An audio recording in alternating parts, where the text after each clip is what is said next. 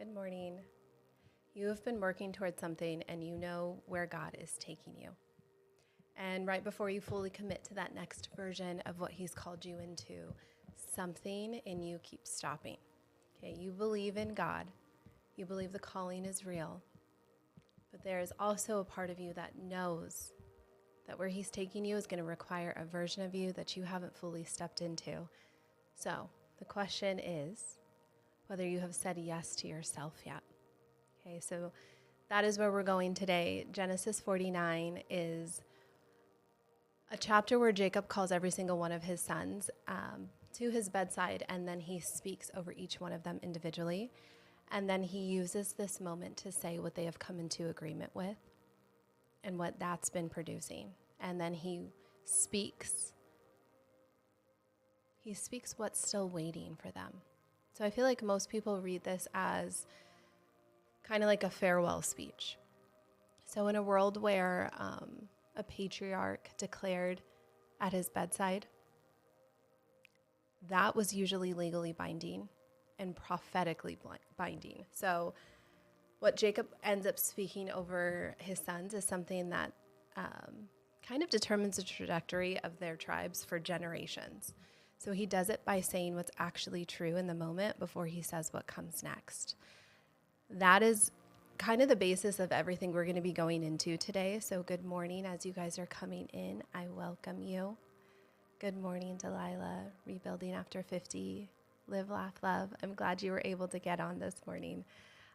Good morning, Lily. Good morning, Sandra. Stephen, child of God. Good morning to every single one of you as you are coming in.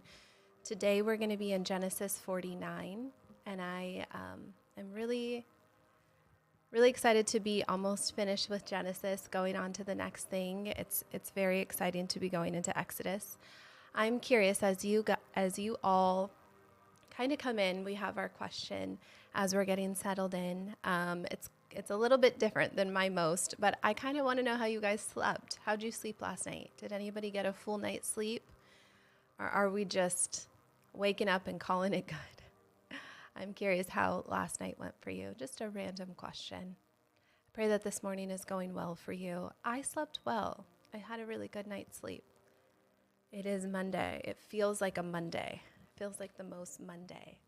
You slept very well. Good. Yeah.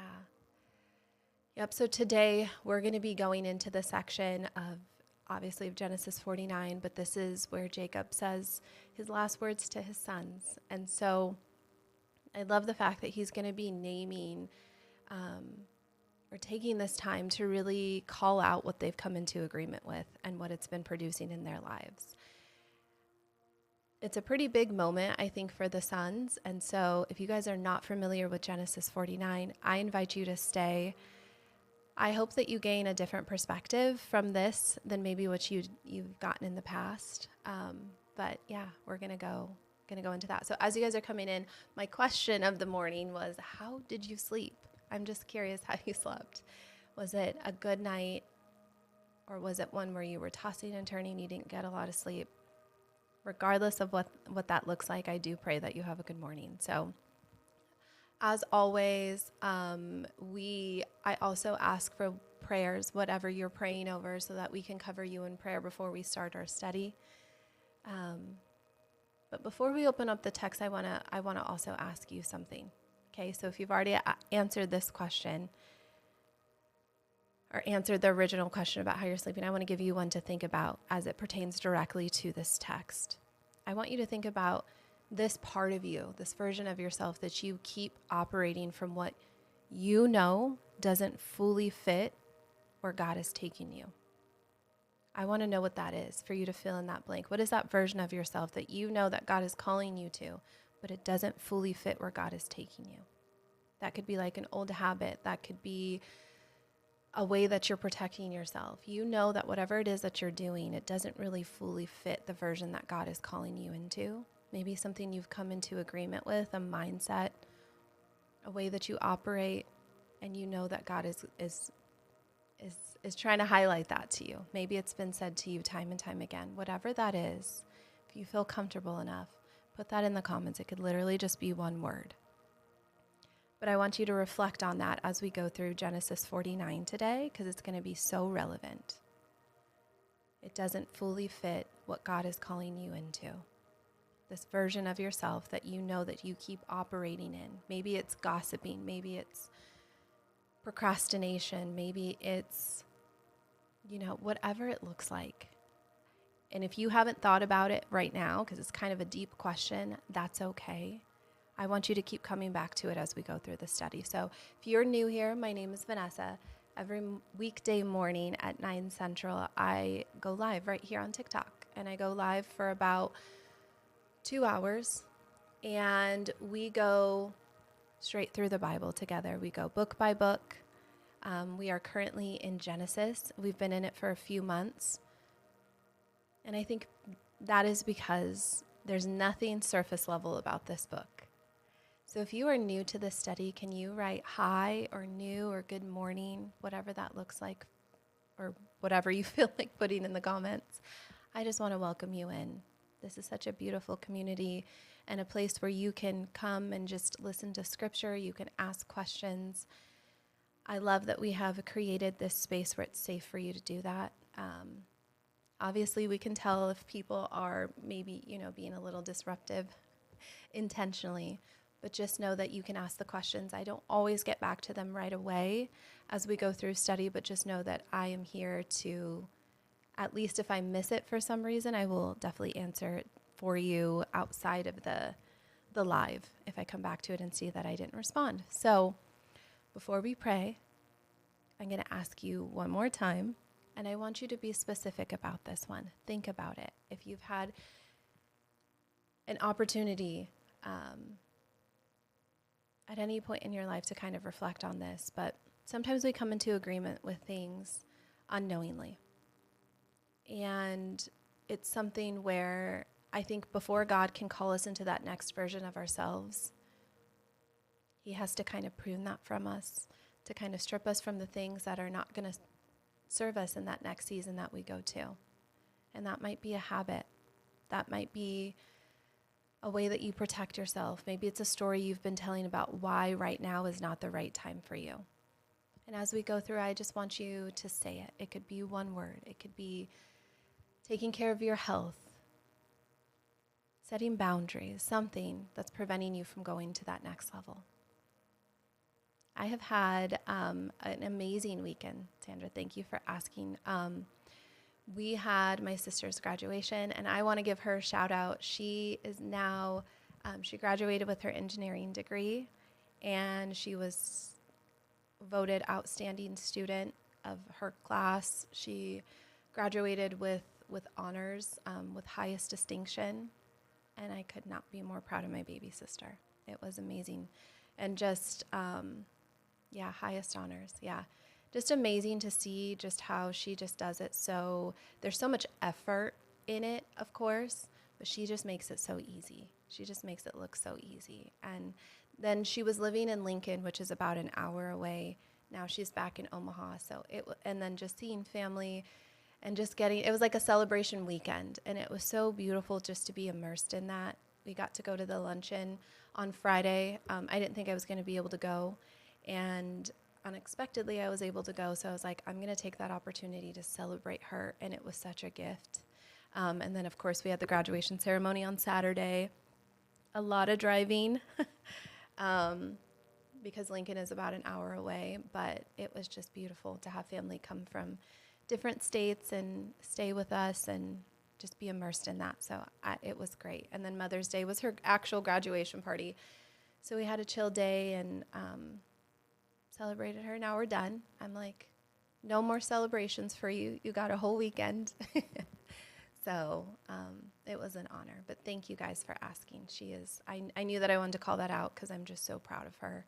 It's beautiful. So, all right. So for any of you guys that are new, this is how this works. We're going to go live for about 2 hours. If you are not able to stay for the full duration, that is absolutely okay.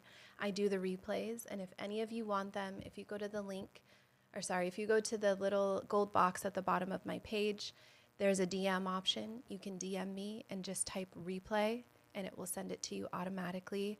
Now, I will say just type the word replay. You don't have to say please. You don't have to put emojis. It's because I have an automated system that will send you the info to it. Okay.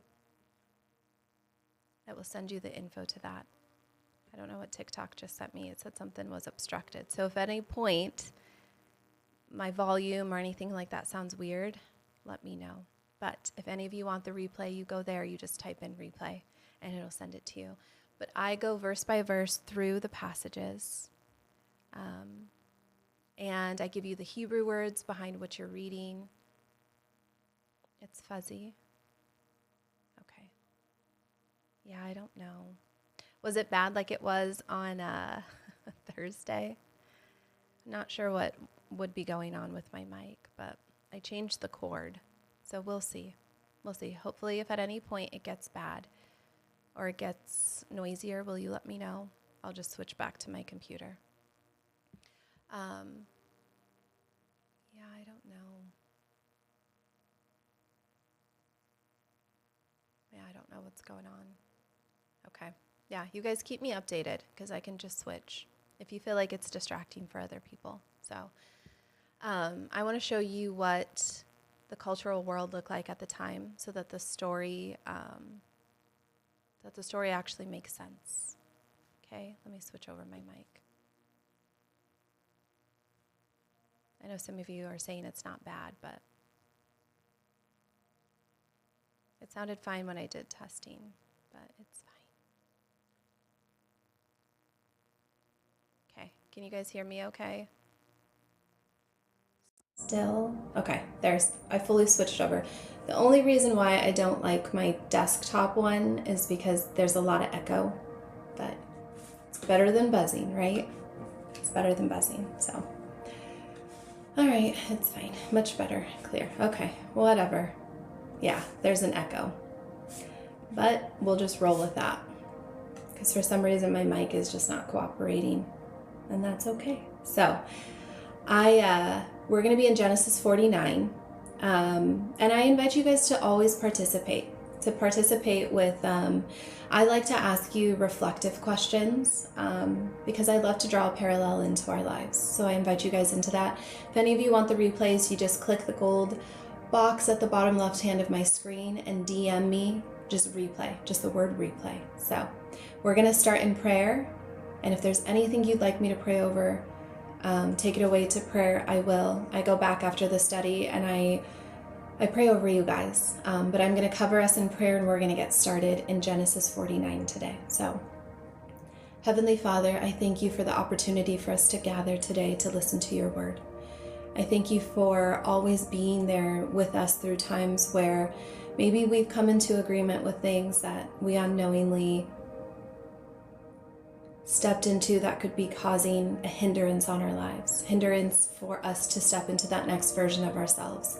And Father, we thank you for so graciously showing us how to be in alignment with your will and what the word says. I pray, Father, that this word today brings a comfort to those that hear it, whether they're watching live or on the replay, and that it gains a closer relationship with you, Father. I pray that you see every single comment as it comes through and you know every detail of everyone's situations, Father, and that you just speak to them in a way that glorifies you and that it could only be you, Father, that it invites them in a deeper understanding of the word and just deeper understanding of your heart. Thank you for all that you do, Father. Please allow me the wisdom and the knowledge to accurately represent Scripture. In Jesus' mighty name I pray. Amen. All right, we are going to get started. So on Thursday, we were in Genesis 48, and at that point, Jacob was passing away, and his son Joseph brings his two sons, Manasseh and Ephraim. Okay, they were going to receive a blessing, and then Jacob crosses his hands and he places his right hand on Ephraim, the younger son, instead of Manasseh, the firstborn. And so in the culture of the time, the firstborn that was just the way that things worked out. That's the way that the firstborn was always to receive that blessing. So Jacob saw that His father is old, he's passing away, his eyes are dim. He sees that his father, crosses the wrong way, like his hand's the wrong way, and he physically moves to fix what he thinks is a mistake. And Jacob says, I know, my son, I know. And in Hebrew, the word that's used there means that he did it with intention. It was intentional what he was doing, with full understanding. So he knew exactly where his hands were going and why. Okay, and it was very important. What we covered is the fact that sometimes we can't see, like what we see in the world is so different than what God sees.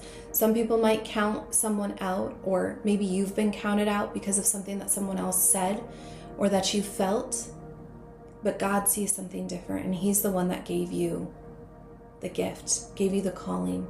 And sometimes what ends up happening is we get so stuck in this mindset that we feel like, okay, maybe what that person said was right. Maybe what they're seeing is different. And we tend to operate in that mentality, and it keeps us from stepping fully into what God is calling us into. But the creator of us, the creator of the universe, sees something in us, and that's worth paying attention to. So that's where we left off. And I invite you guys to, if you want the replay for that, I think that's a really good one, because I think more often than not, we let what others say about us and the calling of our lives affect us more than what we even realize. And so we keep ourselves playing small. And so if you guys haven't watched that, if you want it, again, just DM me replay and I can get that sent to you. But that is the posture that Jacob is still in when we enter into Genesis 49. This is a man who sees so clearly, who's not operating from sentiment or tradition. He's operating from what God's expectation is. And I think it's really beautiful too, if you know the story of Jacob, because it's so similar to the story, like his story. His brother was the firstborn. They were twins. And in that culture of the time, his brother was the one that was intended to receive the blessing over his family. That was the birthright. But immediately, God had told his mother, Rebecca, that he was to be the one, Jacob would be the one to receive it. And so I think it's beautiful that the same thing is happening now here in this situation. But we have Genesis 49, where even though his eyes are dim, he sees clearly what the Lord is doing, and he's not operating from what the room expects for him to pick. And we're about to look at how he takes each one of his sons and looks them in the face, and he says what's actually true about them before he says what's possible for them. Okay, so Genesis 49 says, Jacob called his sons and said, "Gather together, that I may tell you what shall befall you in the last days. Gather together and hear, you sons of Jacob, and listen to Israel, your father." Okay, so if you guys aren't familiar, I'm curious though, how many of you are familiar with Genesis 49? How many of you are up to speed? It just helps me to help give a little bit more context. But if a lot of you are familiar with it, I won't go too far back.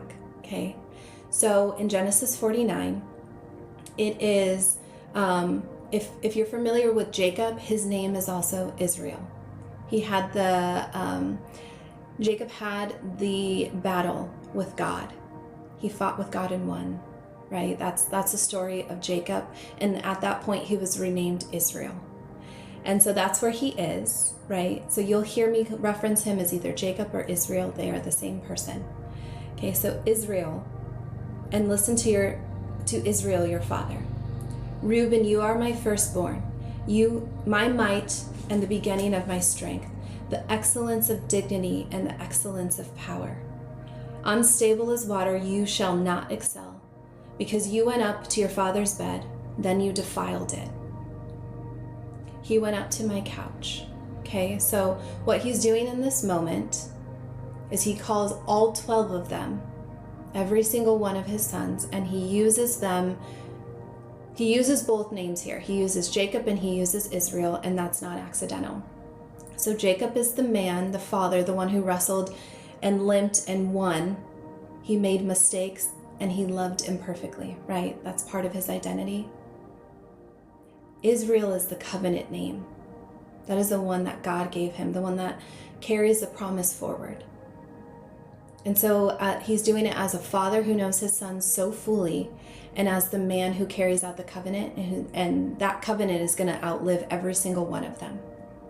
Okay, so what he's about to do in this moment has very enormous weight in that world. So when you're on your deathbed, the declaration that's given by the patriarch isn't, it's not ceremonial. It is this, it's not like a sentimental gesture. It was something that was legally and spiritually binding. So what was spoken over a son at his father's deathbed became this declaration that shaped that son's trajectory and the tribe's identity for generations. So once it was said, it's not something that's just like, you just can't undo it. It's just not undone.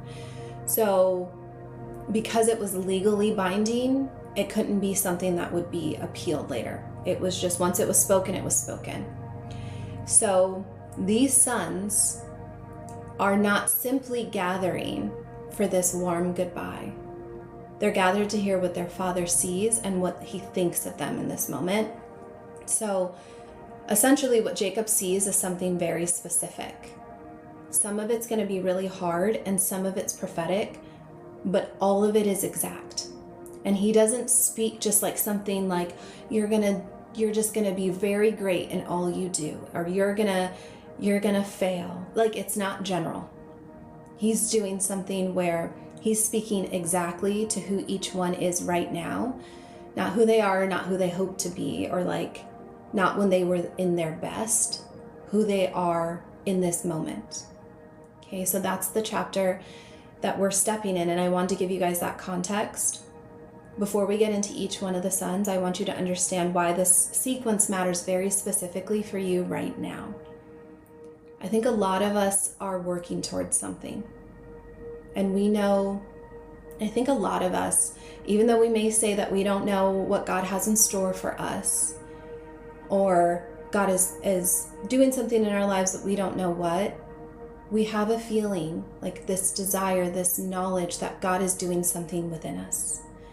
So when we go through Genesis 49, I want you to be aware that it's not asking you whether the calling is real or not. The question is more so, who are you being as you go further into it? Okay? What you've come into agreement with, what you've never examined. Some of the things that we've justified so long that it stops feeling like a choice, and it just started feeling like that's just part of who we are.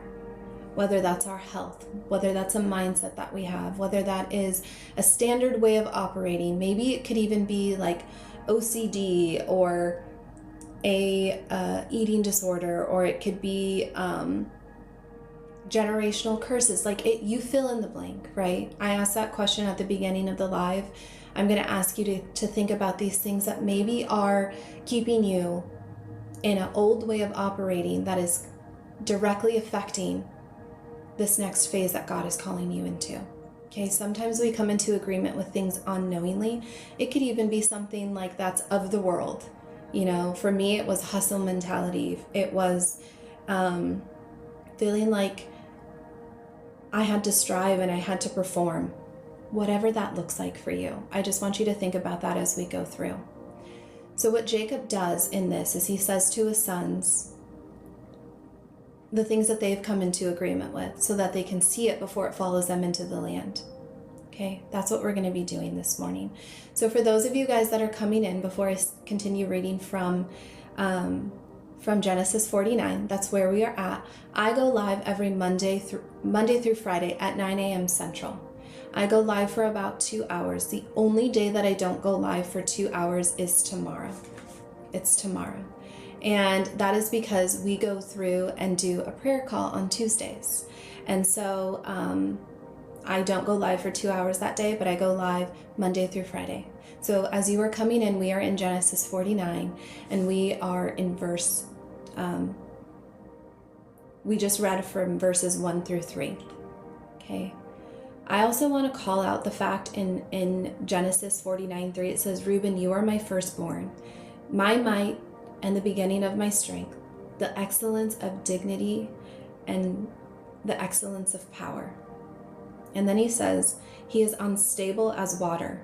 You shall not excel, because you went up to your father's bed, then you defiled it. He went up to my couch. Okay, that's like, what does that mean? That's a little unusual. Okay. Okay. Give me 1 second, you guys. Can you hear the music now that it's not right by the speaker? It's probably not even playing for you. Give me 1 sec. You said that you guys are experiencing, oh, you could hear the music? Good. I'm surprised. It's like so far away.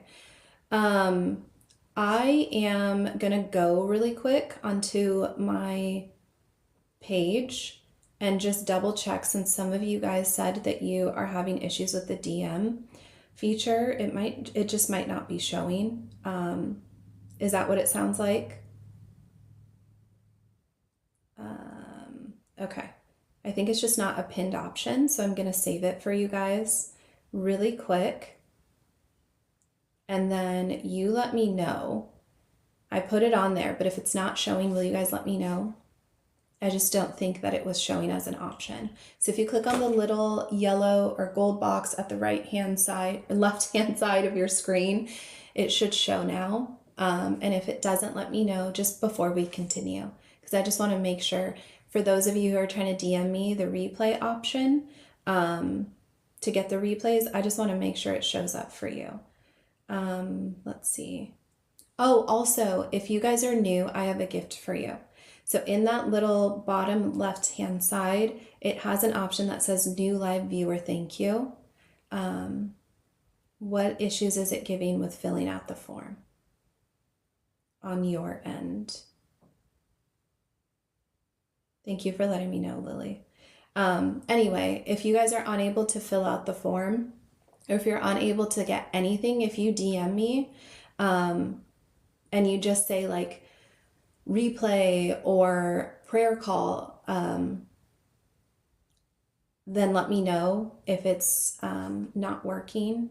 And yeah, I see some of them came in and it should have just sent you it. But if it's still not working at some point, or you don't get it by the end of today or whatnot, just DM me like prayer call or replay. Like, don't add any emojis to it, or like, please. I know you guys are so polite, but it's an automated system that does it, and it tracks it by keywords. So if you put anything additional in it, you'll still get it. I just have to manually send it to you, and sometimes it might take a little bit longer. So thank you guys for the pause and letting me know. There's always, I always appreciate it. So if the music is too loud, now that I had to turn it down, please let me know, okay? So we noticed in Genesis 49, verse 3, there is an option, or there is the point where he's talking to Reuben, his firstborn. And he says, Reuben, you're my firstborn, my might, and the beginning of my strength, the excellence of dignity and the excellence of power. Unstable as water, you shall not excel, because you went up to your father's deathbed, and you defiled it. He went upon my couch. Okay, so there are times when we're reading in scripture, like, what does that even, there are so many times where I'm like, what does that mean? Right? So what he's saying in this moment is Jacob is opening up to Reuben. He is his firstborn, and he opens up by saying what he was supposed to be before he says what Reuben actually became. He said, my might, the beginning of my strength, the excellence of dignity, and the excellency of power. So what that means is, in the world of at that time, the firstborn son carried three things. He carried a double portion of the inheritance, and he also had the position of leadership over the family and priestly authority. So all those things were to be Reuben's by birth order. So every person that was in the room with them, they would have known that. And Reuben would have also known that. So this is this expected inheritance that he was supposed to receive. Nobody would have questioned it. But then Jacob says, unstable as water, you shall not excel. So in Hebrew, the word the word for unstable here means that he was reckless, to boil over or to act without restraint. So essentially what he was doing is he moved from impulse before anything. How should I say that? He moved from impulse before he had a chance to form anything correctly. What this is doing at this point in time is that when Reuben did this, it wasn't a single failure that he did wrong. It was a pattern that he carried. Essentially, it was a way that he was operating from repeatedly that showed up in multiple different circumstances, and it produced the same kind of damage every single time he did it. So what's happening next is that Reuben didn't lose his position in one visible disqualifying moment. There was one recorded incident, and this was in Genesis 35, where it was the violation of Bilhah, I think is the name, and it was really serious, and that mattered. And so essentially what's happening in this moment is that Jacob wasn't limited to this one moment. He's not saying, Reuben, you messed up one time, therefore the birthright is taken away from you. There was this pattern that he had that ran through Reuben's life. And it did it in a way that the text doesn't necessarily, it doesn't always highlight what Jacob saw very clearly. So I just need to call that out, because I think a lot of times what we're going to see is that sometimes it feels like if we mess up or we fail even once, we're nervous that God is going to take that calling away. And I want you to see that what's happening in this moment is Jacob is seeing that consistently over time, his son has this way of, he's come into agreement with this pattern of consistently kind of just getting upset in a way where it's described as like boiling over. He's a water where he's like water. He's very impulsive. He can't, it's kind of like he can't be tamed if you think of water, right? Anything you think of like an ocean or water or anything like that, that's kind of the characteristic that he has. So in Genesis 37, when Reuben wanted to unalive his brother, or when his brothers wanted to unalive Joseph, Reuben stepped in and he said, don't kill him. Put him in the pit. And then he intended to come back and rescue him later. But that impulse towards the right thing, that was real, but he left. He came back and Joseph was already gone. Okay. The intention was there, but the follow through wasn't.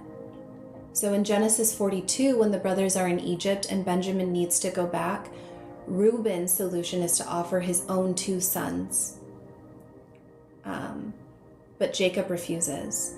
So he has a lot of good impulse, but he has poor judgment, is essentially what's happening. So he starts reaching towards something. He has like every intention of doing good, and then it boils over right before he could actually do something good. Does that make sense? Like he's somebody who's like has every intention, but he doesn't follow through with it in a way. So now we have Jacob who's passing away, and he looks at his firstborn and son and he says, the double portion, the inheritance, the prominence, I can't speak it over you. Because you're going to walk into the land and you're going to have this level of instability that you've never dealt with, and it's going to be there for you. Like it's going to show up for you. So I also want to call out, I know I'm sitting in these 4, like this little section, but there's a lot of importance in here that I want you guys to see. So with Reuben, I want to call out what ends up happening to his tribe historically, because it's not metaphorical, it's documented. So the tribe of Reuben received this territorial allotment east of the Jordan River after the conquest. They were in the land and they still had a portion, and they settled on the far east of Jordan, and that was separated by other tribes. The river separated the other tribes. But later what we see in Judges 5 is the Song of Deborah. so that when Israel is at war, the tribes are called to unite and to fight. And here's what's said about Reuben. Okay, it says, among the divisions of Reuben, there were great resolves of heart. Why did you sit among the sheepfolds to hear the pipings for the flock? Among the divisions of Reuben there are great searchings of the heart. That's in Judges 5, verse 15 through 16. Okay, so what it's saying there is there's great resolves of the heart, great searchings of the heart. So they intended to show up and they thought about it. It just didn't follow through. Okay, so what I need you to see in this moment is that the instability that their father spoke over Reuben, it's still happening 400 years later in the tribes. It's still being produced in the tribes that he's leading. It's not happening just because he slipped up one time. He has a pattern for trying to do good, but he doesn't follow through with it. And I call that out because sometimes people look at Reuben's story and they think, well, if one person messes up, that means that the calling on their life is just going to be taken away. But I'm hoping that you see that Reuben is not a story about losing his calling because he made a mistake. I believe that Reuben is a story about arriving at your inheritance with an unexamined pattern that's fully intact and finding out that it mattered more than what you thought it would. Okay, so a lot of us have a calling on our lives, and there's a way that we operate that shows up that is directly affecting how we're leading, how we're going to operate in future scenarios. If we don't correct it, it's going to carry a weight that can hinder us. His calling is still on his life. It's still there. Our calling is forever. The covenant that God made with Reuben and his family, like even though the covenant line doesn't go directly through them, that covenant is still intact. With the agreement that he came into, he was acting on impulse so many times before anything could fully form. Okay? And then it shaped how his tribe operated. Okay? And I feel like this pattern shows up in a lot of us in ways that we're not even aware of.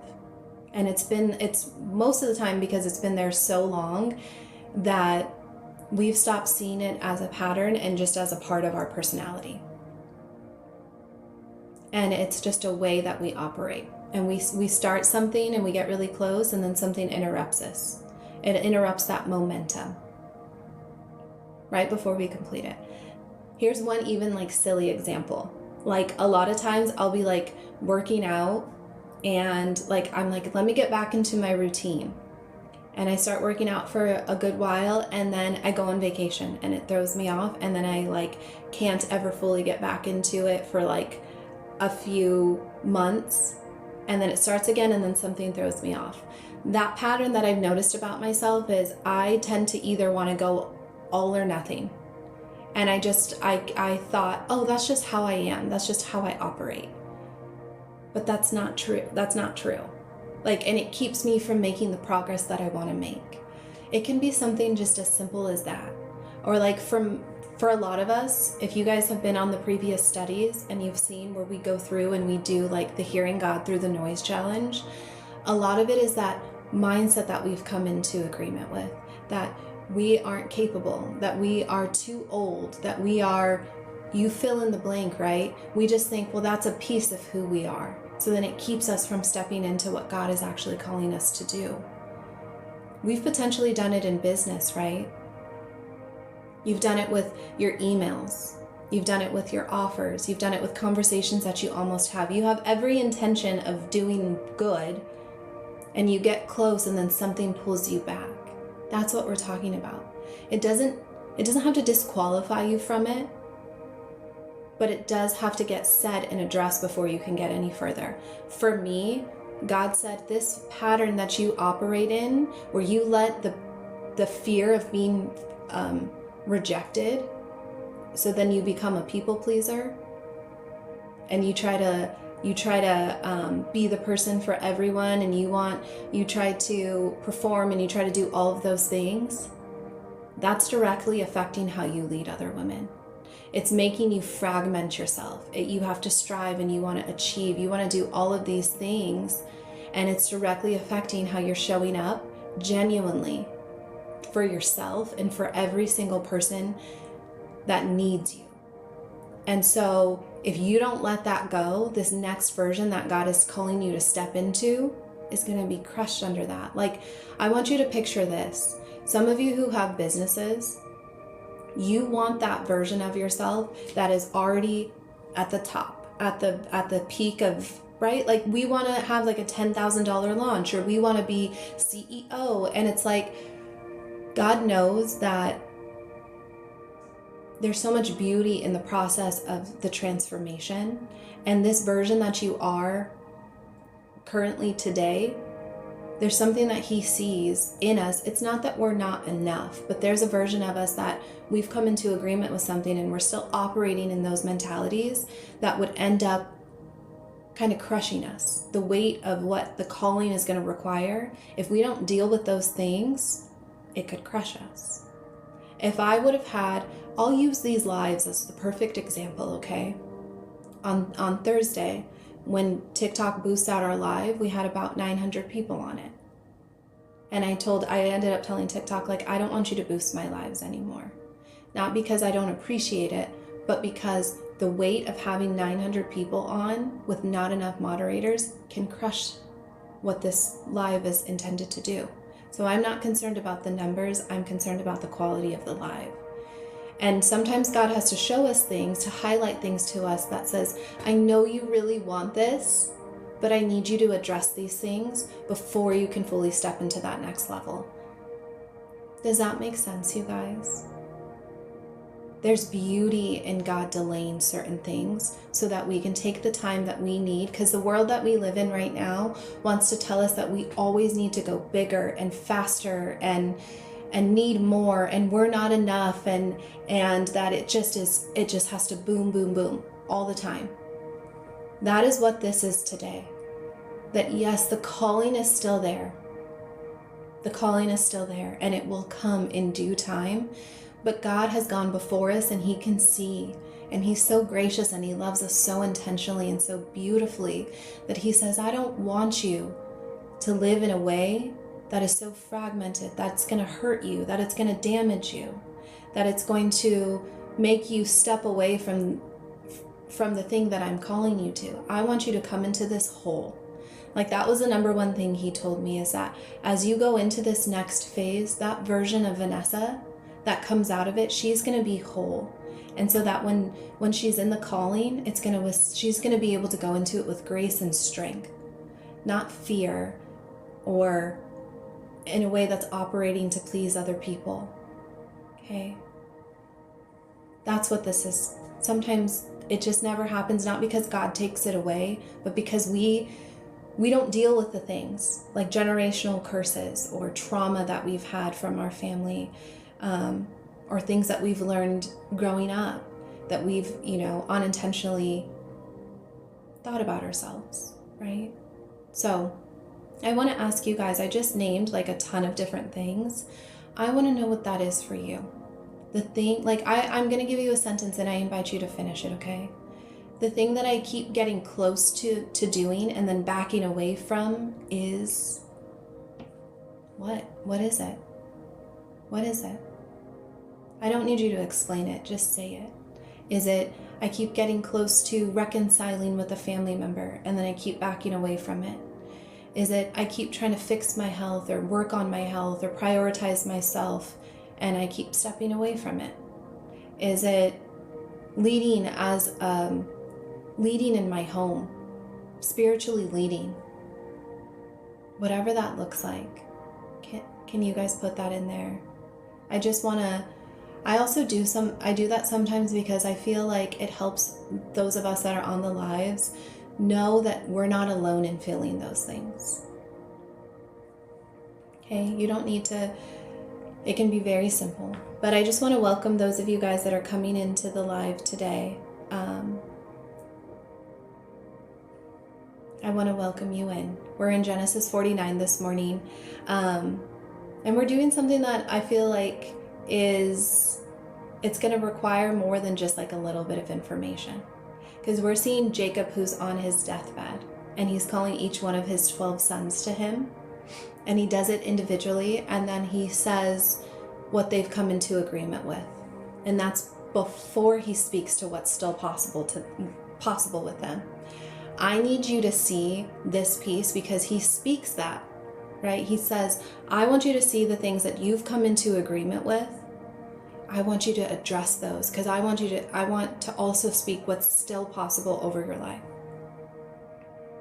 So we just spoke about Reuben, his firstborn, and now we're going to go to Simon and Levi. So we are in Genesis 49 verse 5, and it says, Simon and Levi are brothers. Simon and Levi are brothers. Instruments of cruelty are in their dwelling place, not letting my soul enter the council. Gosh, you guys, why can't I read this? Let not my soul enter their council. Let not my honor be united to their assembly. For in their anger they slew a man, and in their self-will they hamstrung an ox.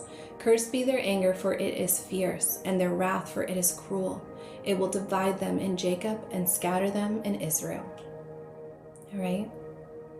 So we just finished hearing about his son Reuben. Now we go to Simon and Levi. And this is, when I look at this piece of it, to me, this is what happens when we stay in agreement with something and it becomes justification long enough that what we're working towards slowly disappears around us. Okay, so they're brothers, and he speaks over them together. There's only two sons that he addresses as a unit. And I think what this to me, I feel like it tells us something kind of important. Before he even finishes the sentence, he says, Simon and Levi are brothers. So that means the pattern that they have is shared. They've come into agreement with something together. And so I want to go back to Genesis 34. And what this is showing us in Genesis 34 is that Dinah, their sister, was violated by Shechem. Shechem was the son of a Canaanite. Well, he was a Canaanite leader named Hamor. So she was violated by him, and then Shechem then asks Dinah to marry him. And Jacob and his sons negotiated, and they told the men of that city that they were in agreement with the marriage, that they were going to have peaceful relations if every single man in that city, if every single male, I should say, not man, every single male in that city would be circumcised. So they said, if you do this, we are going to be okay with the marriage. We are, going to have this peaceful agreement. You just need to be circumcised, because that was the law of the covenant. And so, but what happened is while they were still in recovery from the circumcision, while they were physically unable to defend themselves. Okay, so while they were in that vulnerable state, Simon and Levi went in and unalived every single man in the city. And then the other brothers came and took everything.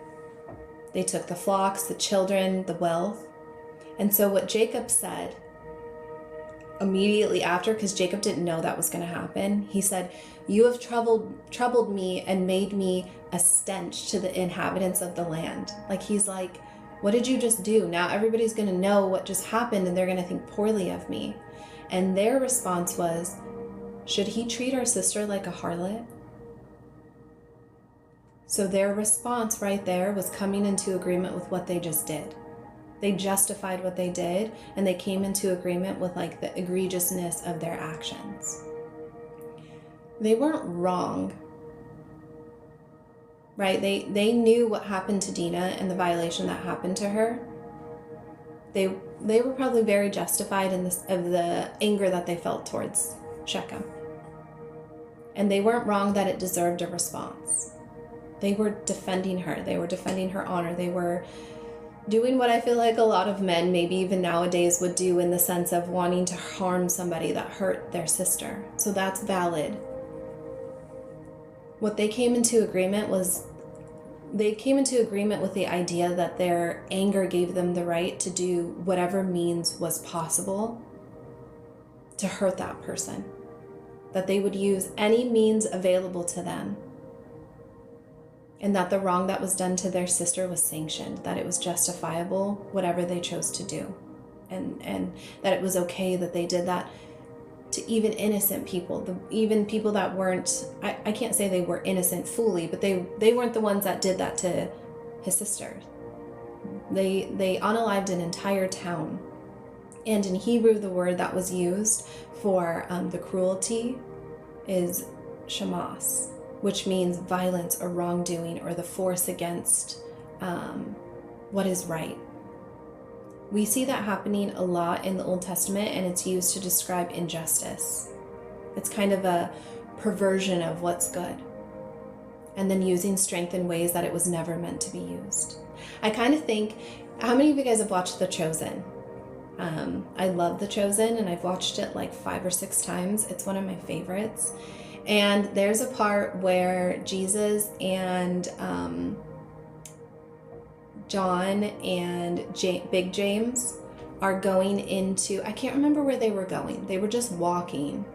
They were walking with Jesus. You guys may know the part that it is, and if you do know, you guys can clarify it a little bit more, but they're walking with Jesus, and they come across, I think it's a group of Gentiles maybe, and they come upon this group, and these people are just being so disrespectful to Jesus, and I think they spit at Jesus, and James and Big John get so, a Samaritan, okay, maybe that's what it was, a Samaritan, and they come to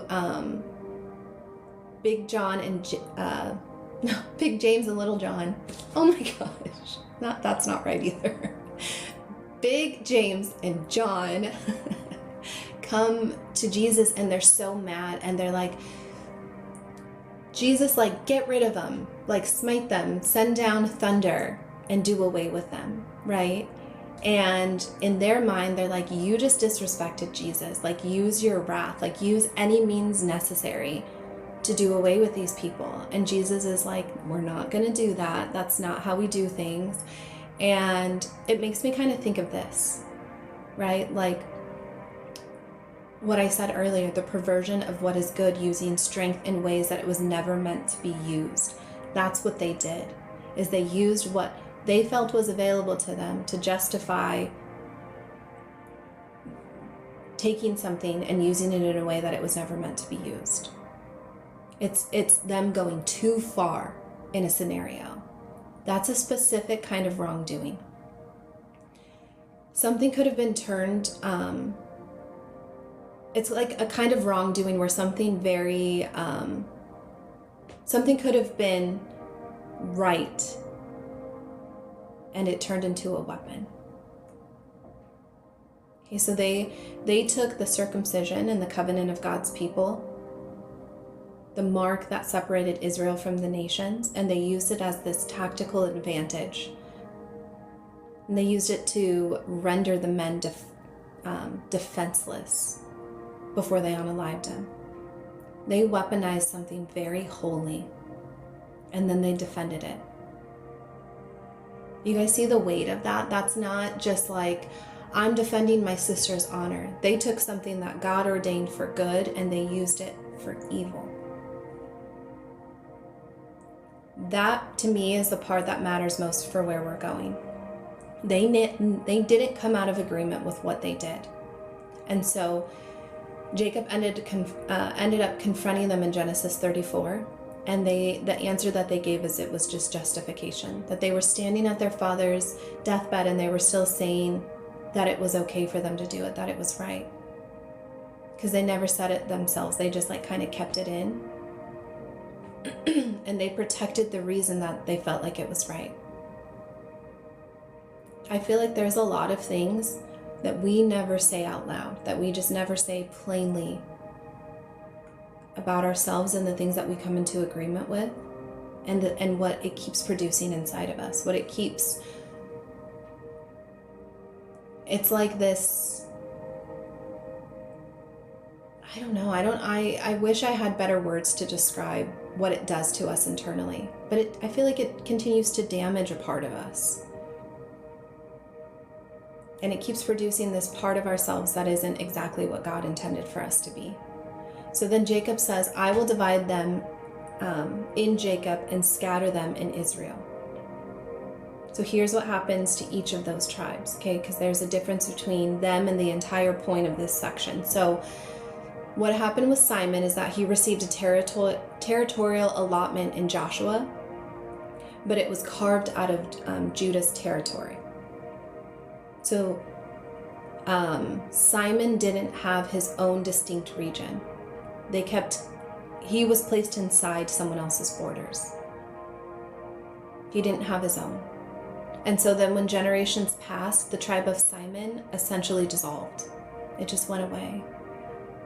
And then by the time of the Chronicles, Simon's tribal identity basically faded to the point where it almost disappeared. So the scattering that Jacob talked about, that he spoke over it was literally true. Like, it came to be. And it happened very slowly over generations. The tribe was very present, but it wasn't distinct. It wasn't like how we hear of it now. Like, we know of the tribe of Judah, right? His was just, it ended up just dissolving. They were in the land, but they weren't occupying it with any sort of strength or identity. Simon and Levi both showed up with an inheritance, and they were still in agreement with the thing that they had never said out loud, that they agreed with taking something holy and using it for evil, and they justified their reasoning for it. And then what ended up happening, because they never gotten out of agreement, it produced exactly what Jacob said it would. It festered within them so long that they just disappeared. Their tribes disappeared because what they had come into agreement with affected the way they led the tribes and how they operated in that way, because they were still okay with the justification and doing all of these harmful things. It showed up in how they led and were operated around other people. Then when we look at Levi received the exact same word, right? It says that Levi and Simon were brothers, so they both had the same thing within them. They received the exact same word from their father Jacob, and it was something that this even with him, the scattering happened. The tribe of Judah never received this territorial inheritance in Canaan, so they were distributed among the other tribes, and they were assigned cities throughout the land of Israel, and they didn't have a land of their own. And that is because something happened between Genesis 49 and the establishment of the priesthood. I can't remember what it's called. I think it's Levitical. I think it's the Levitical priesthood, and it changed everything about what the scattering produced. So that by the time we get to Exodus 32, Moses came down from the mountains and he finds Israel in worship, right? He finds Israel in worship over a golden calf. And he stands at the gate of the camp and he says, whoever is on the Lord's side, come with me. And then the tribes of Levi step forward. Then Moses commands them throughout the camp and executes judgment on those who led the idolatry. That was a very costly act. They unalived brothers, there were champions, neighbors, and then when it's done, God says through Moses, you have consecrated yourselves to the Lord today, each one at the cost of a son and his brother, that he may bestow a blessing upon you this day. That was that same, like Levi went in and used that same like mentality to perform an act, like it was the same act that was used on Shechem to do violence against what was right, and it was brought under God's instruction at Sinai.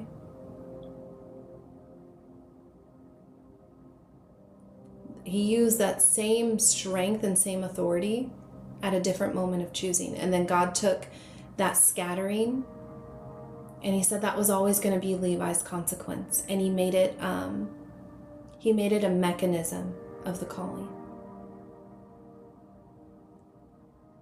So what he did is that they had no territory. They had no territory. That meant that they lived among the tribes. That priesthood was accessible to every single region of Israel. And what looked like the punishment ended up becoming this structure of ministry. Okay, so what I need you to see in all of this, to just kind of distill it, is the things that we, and the way that they operated, still showed up even years, decades later in the way that they led, and it caused destruction. And the difference between Simon and Levi was not that Levi had a cleaner record because they started in the same place. They received that same word from the Father, but there was a single moment. There was a moment where Levi stepped forward and said, I am on the Lord's side and I choose. Okay? They didn't work their way back. They did something very honest in that moment. And God took that and he redirected everything. I don't think that Simon necessarily had that moment, because what the text shows or records is that his tribe showed up to the land and it was still in agreement with the things that he had done previously. And then it just slowly disappeared throughout generations.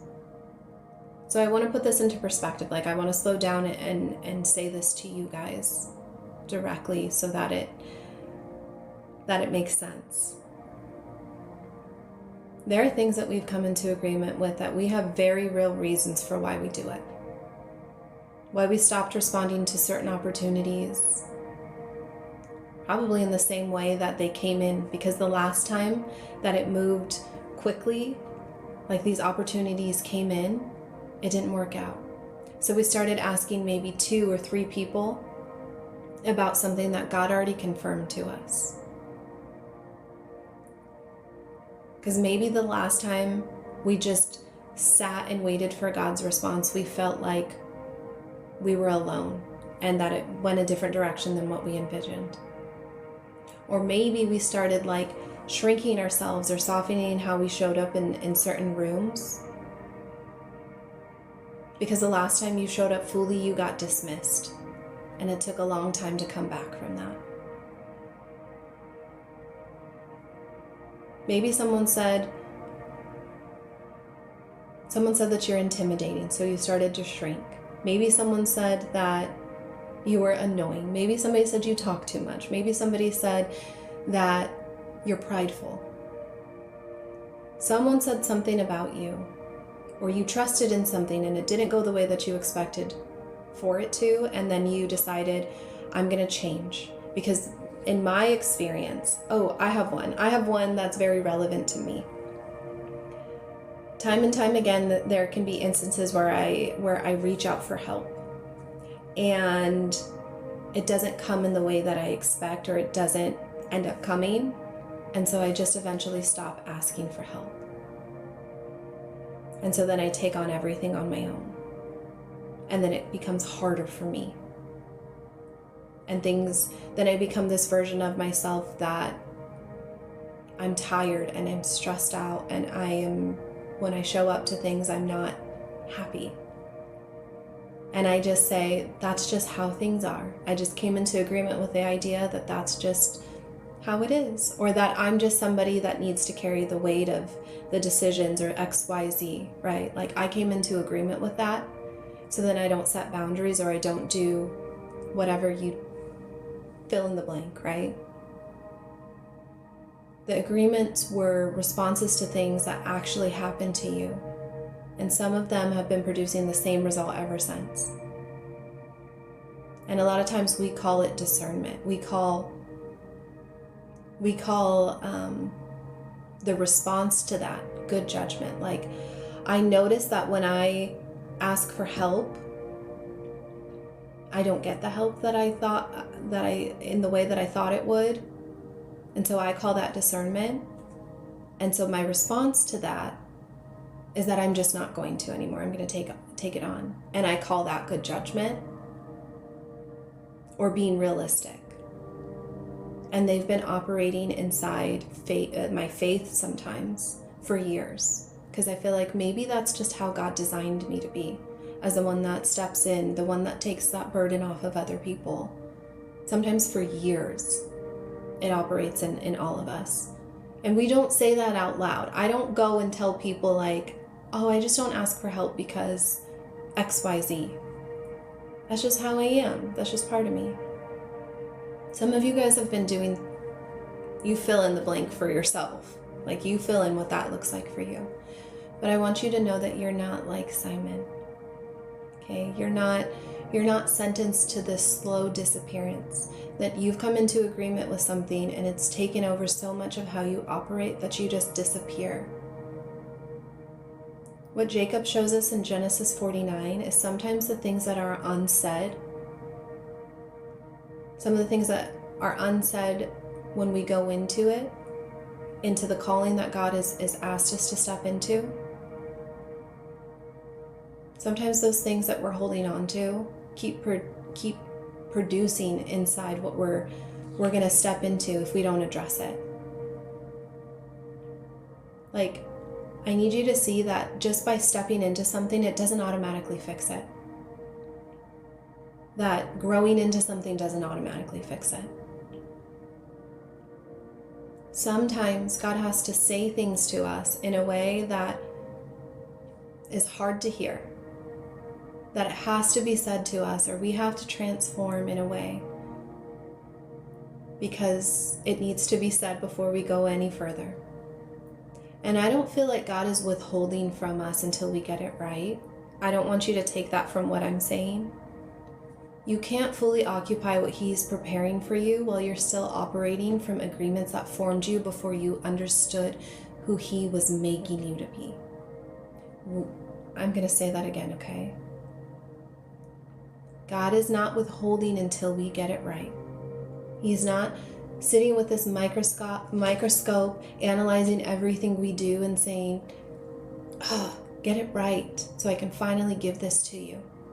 What He's doing is He's saying that you cannot fully occupy what He is preparing you for if you're still operating from the agreements that you formed before you fully understood what God was calling you into.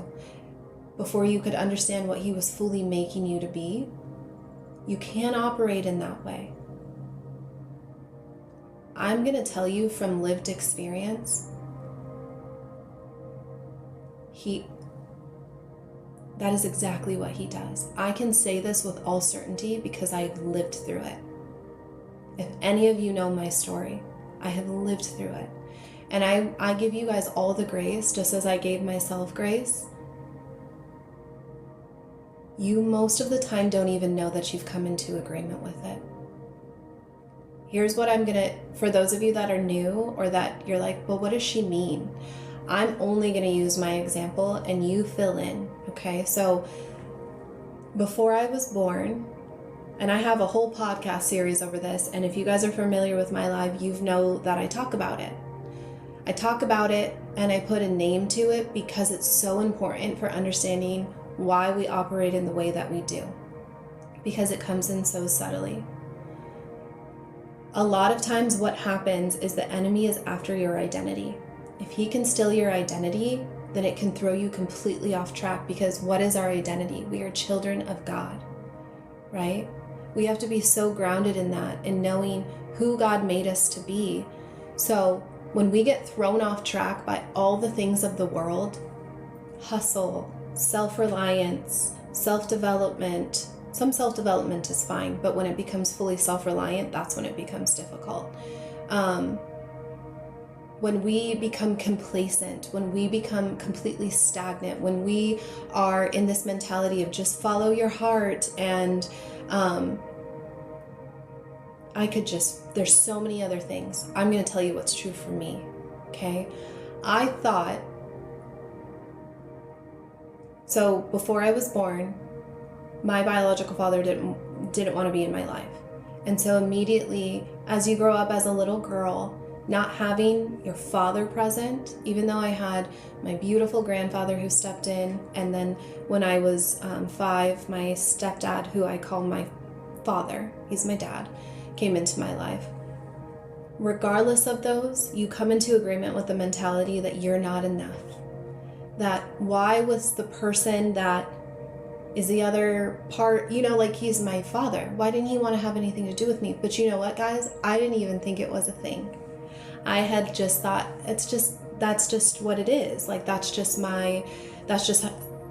didn't want to be in my life, and I gave justification for his reasoning. He was 15, he was young, he didn't have a stable, you name it, right? I didn't know those things until 10 years ago because I never had any contact with his family.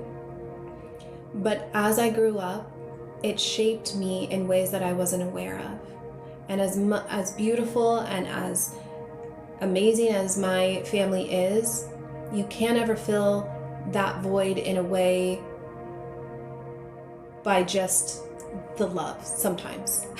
As beautiful as that is, it's just something that's there unless you address it, right? And so I never thought it was a thing. I never thought that was affected me because I wasn't really all that interested. And I just thought, okay, well, that's just my life, right? I came into agreement with it. But it showed up in the ways that I saw how my father, my dad, had a connection with my brothers and sisters, and he's amazing with me. He's amazing.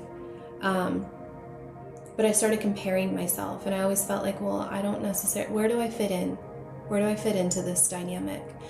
And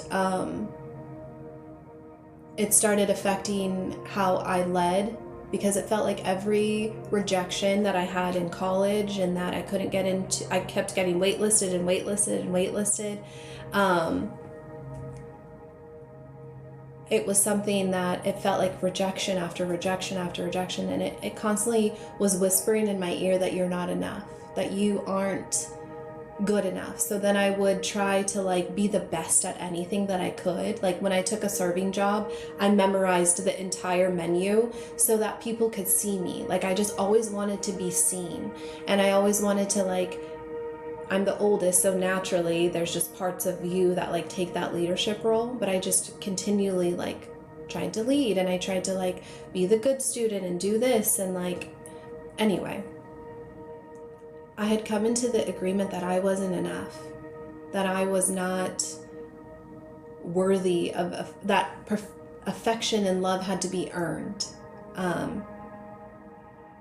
And so I felt like I had to perform, and I had to be on, and I had to be a people pleaser, and all of these things. And God said, you are stepping into this next level of leadership, and you are going to be leading faith-driven female entrepreneurs who have also had their identity stripped from them. Because the world comes in and tells you that you have to be more of this. You have to compare your followers. You have to post a certain amount of time and be at the mercy of the algorithm and other people's frameworks and all of these things. And you can't be operating on the ways of the world, because that's not what I'm calling you into.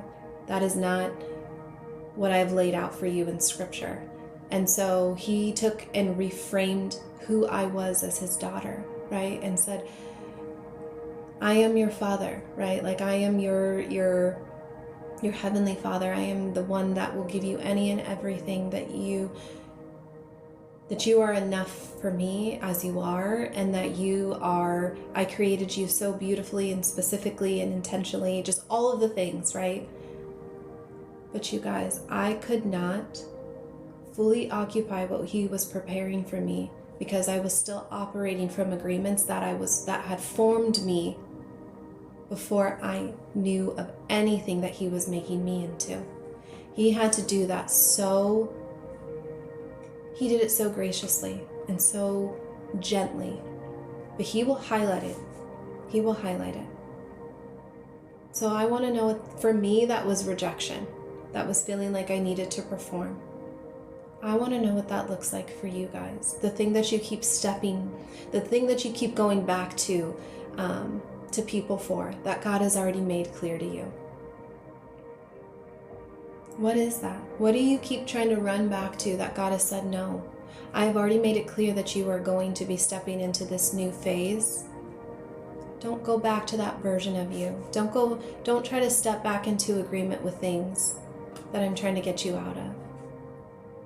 Is it a mindset? Is it a mentality? Is it hustle? I invite you to put that in there. I'm vulnerable with you guys. I'm just curious. I feel like sometimes when we say it out loud, it loses its authority over our lives too. Hey Katie, I would invite you to,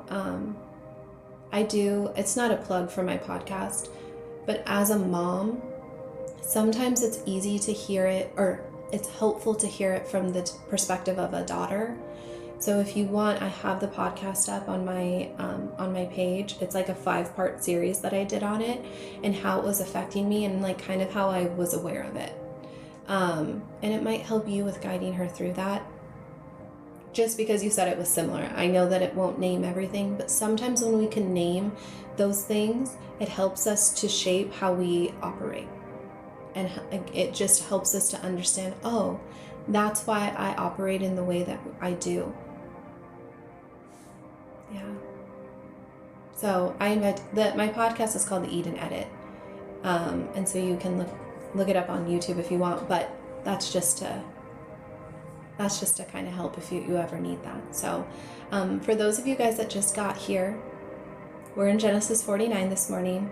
We're going through the part where Jacob is in his final days, and he speaks a word over each of his sons. So we're talking about what happens when you go further into what God is calling you into. Like right before you go further into it, if you do that without naming the things that have been like strongholds over your life.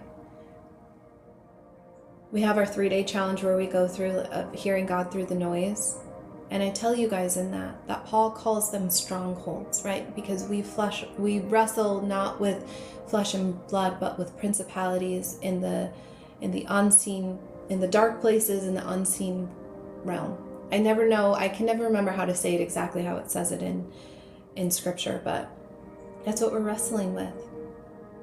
And so I will tell you too, another thing that I say in that is that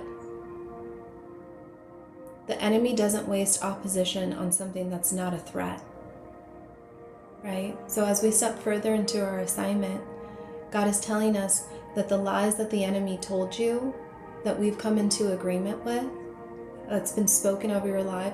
I for those of you that maybe feel like, oh, well, that's just kind of like taboo, or like really the enemy doesn't have that much hold over your life, I will agree that the enemy has the power that you allow him to have over your life. But sometimes we know who he is, right? He's a liar and he's a deceiver, right? He's the prince of lies. And his main job is to kill, steal, and destroy.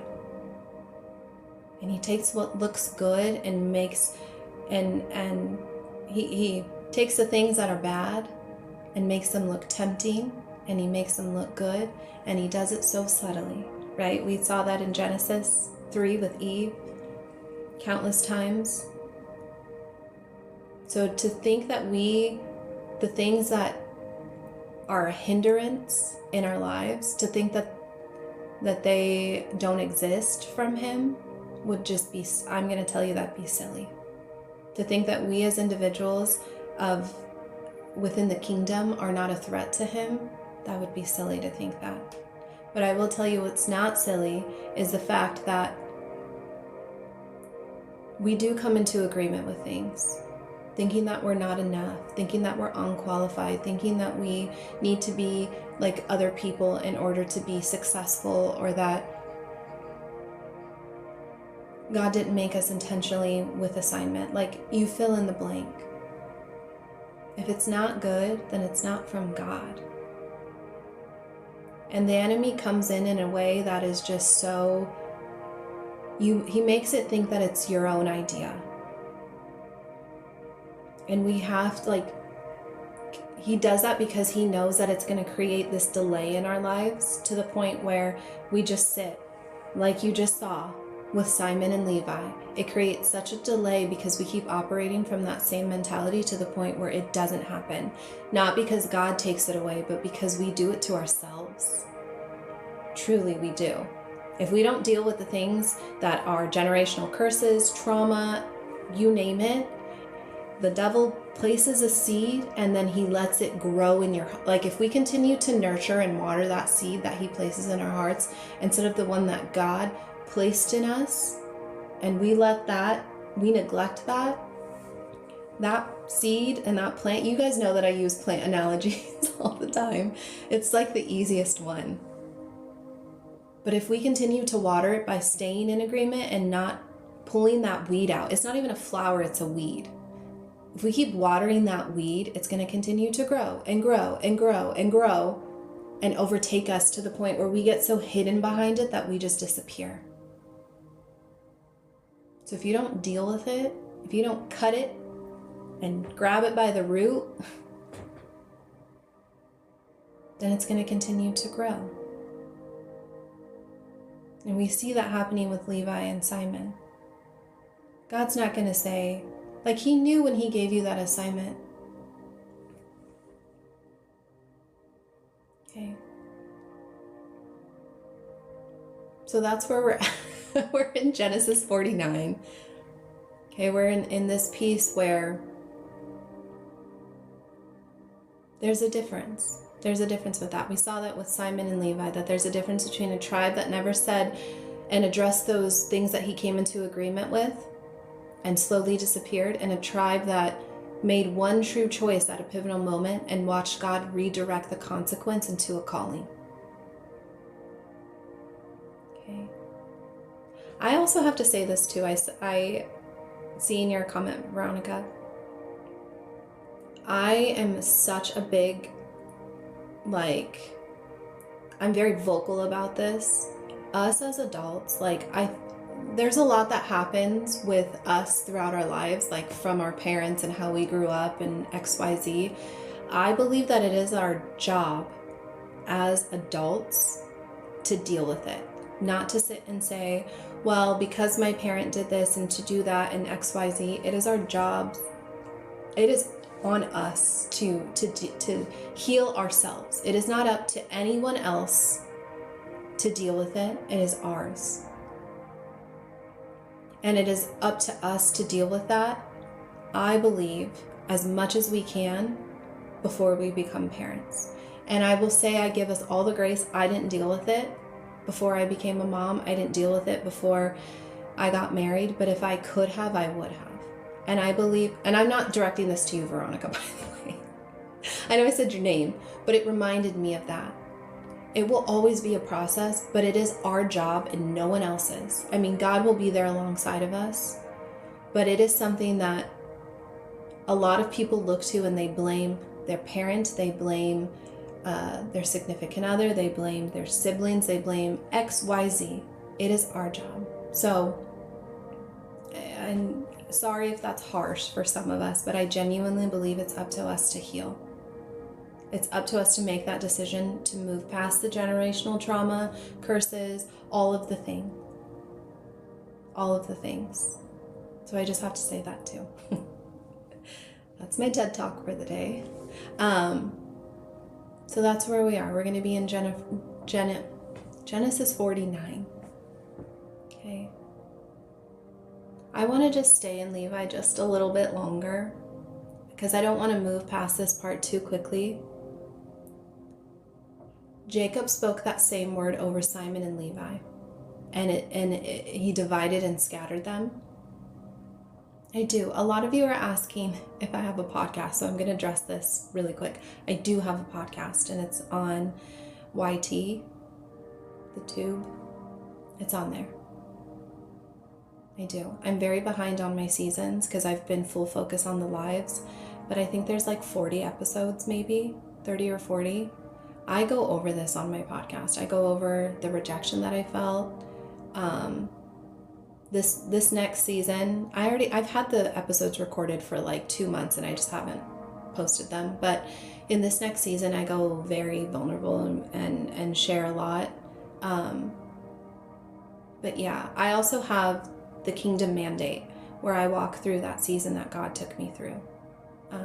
That's on the link in my bio if any of you ever want to watch that. But just because you guys are asking, there's a couple of you that have asked. I am on Spotify, but that is like not my more recent seasons. I think I'm in season 4. Season 4 isn't on Spotify.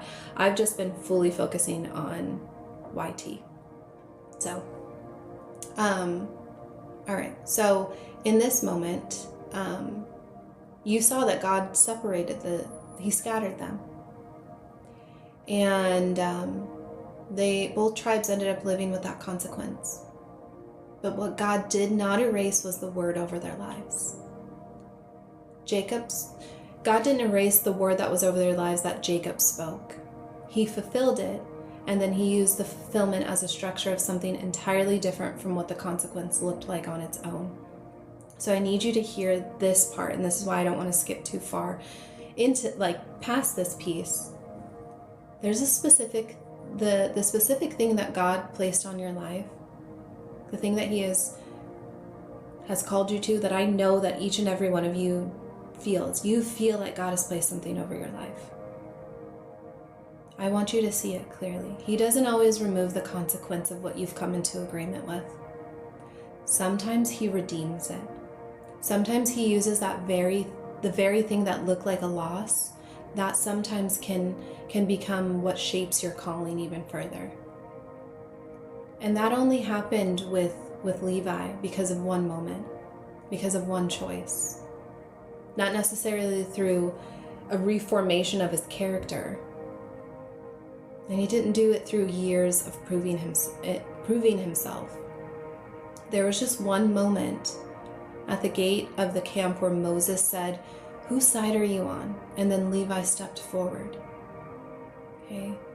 Just to give you guys a full context of this in Exodus 32, because I feel like the details of it matter. Israel had been at the foot of Mount Sinai, and Moses was at the mountain for 40 days. Okay? His people were growing very restless, and then they go to Aaron and they say, they go to Aaron and they say, "Make us gods."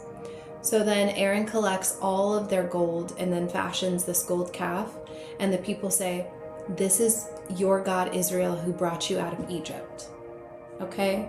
First of all, this story always drives me nuts because they are saying the gold and this calf that they created is the one after God had provided manna for them that fell from the sky, that parted the sea, that destroyed the Egyptian pharaohs and the army, and came in a cloud or a storm and literally led them. It was God. But then now they're taking their gold, which they know that is not God, and say and give that calf the credit. Like, sorry, I always get heated, but I also give them grace because I know that we are so similar in every way. Okay, but it just is like, why? Okay. They are eating and they're drinking, and the text says that they rose up. They rose up to play, which in Hebrew means that they had relations with one another. They're just having a grand old time, essentially. So it's more than just being impatient. Okay? It's more than just being impatient. This is like a complete departure from everything that God just said on Mount Sinai. And then Moses comes down and he sees it, and he is so angry that he throws the tablets and he breaks them at the foot of the mountain.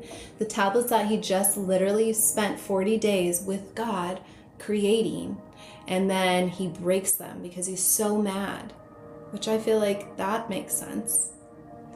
I would have been probably very upset. I'm upset and I didn't even see it happen. But then it says in Exodus 32, it says that Moses stood at the entrance of the camp and said, "Whoever is on the Lord's side, come with me."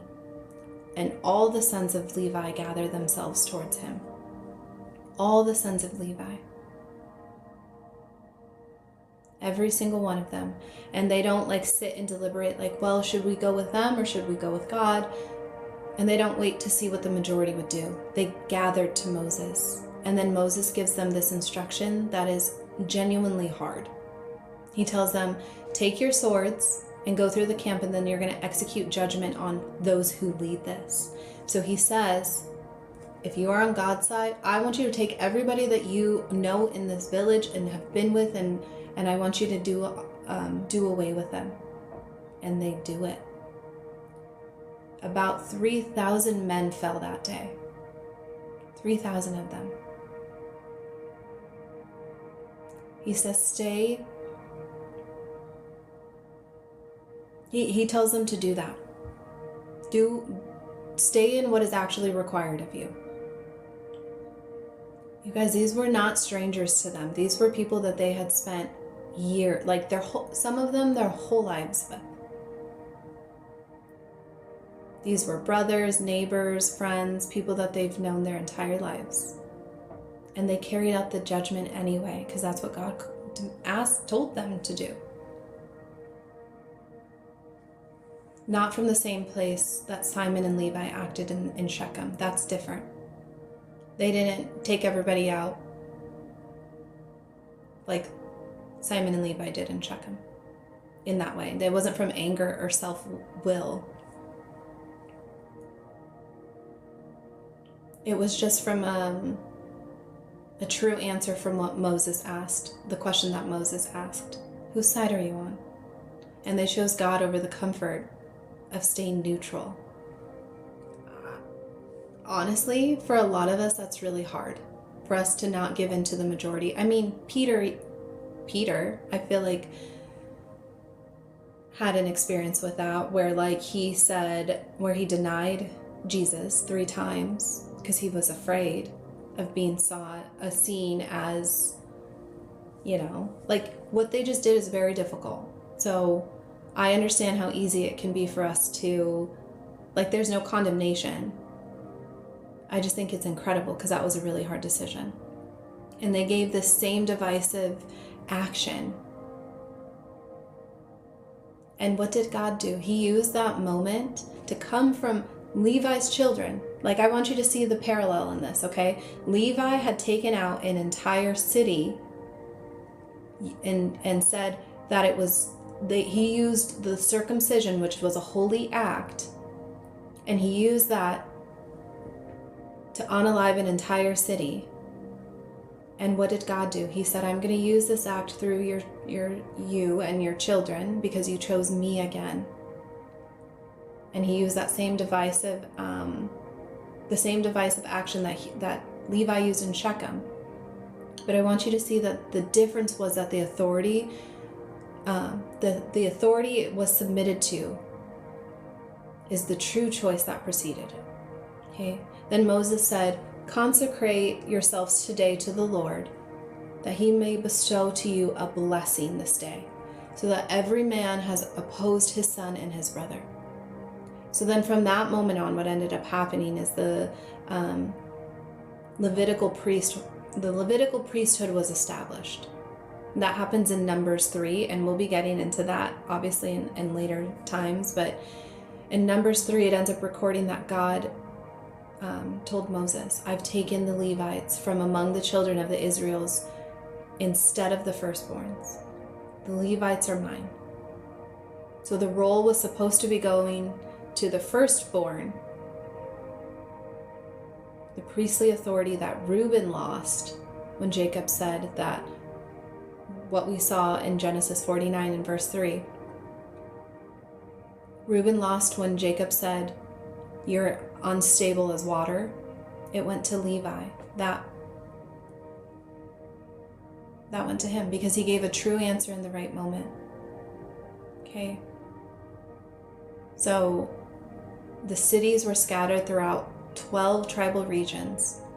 And that scattering that Jacob gave a word over became the logistics of a priesthood that served every region of the nation.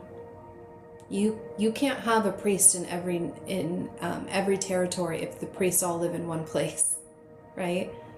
It's kind of like the Tower of Babel, where God gave that mandate to be fruitful and to multiply and to scatter.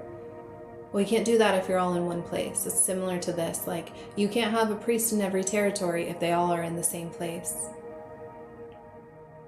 Levi did not know that at Sinai their choice was going to result in priesthood. They didn't step forward because they calculated a reward. They weren't like, if I do this, there's going to be a reward. They stepped forward because Moses asked whose side they were on, and they answered it. And there was that pivot. Okay? So you don't have to know what God is calling you to do to give your answer. You just have to give it. I've been talking a lot about agreements, because that's what this chapter really is about. The agreements that we've taken into our lives and that we will take into every new chapter, and we think it's self-protection or the way that we manage ourselves, how much of ourselves we want to bring to other people or how much we want to put forth, how much control we want to have in our lives or on others, how much we want to control every single piece of everything so that life doesn't fall apart again. You don't have to have a plan for what life looks like after we've addressed the fact that, yes, I've come into agreement with that. I'm somebody who likes control. I'm somebody who likes to self-protect. I'm someone who does X, Y, Z. Whatever agreement we named that you've said in your head, you do not have to know what God is going to use it for when we release it. Levi didn't know. He released his agreement, and what happened with him? God said, I can use this now. You've released this part of you that's been holding you back. Now we can step fully into what I'm calling you to. And what I love that scripture does is he shows us that it is our choice to release it.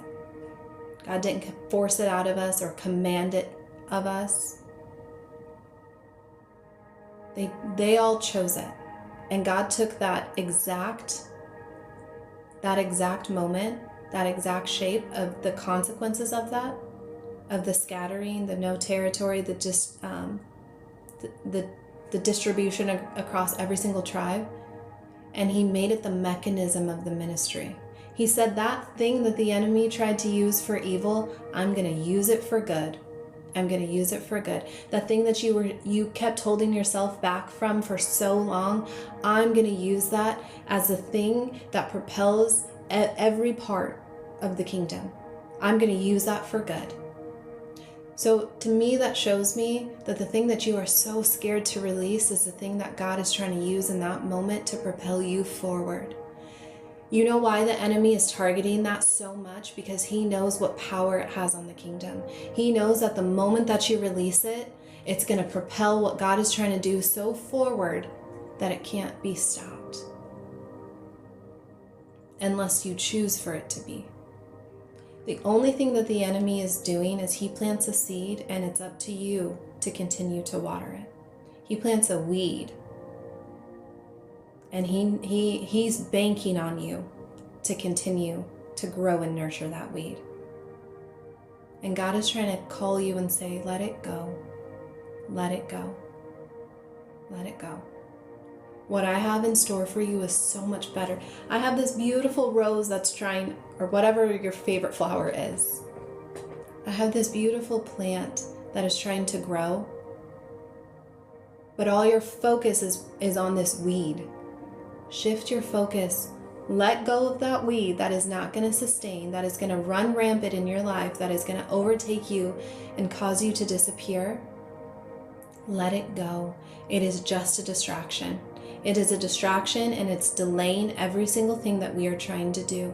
But it is a choice. You have a weed and you have a beautiful flower over here. What are you going to water? I'm going to tell you that I encourage you to rip that weed out by its roots. Rip it out.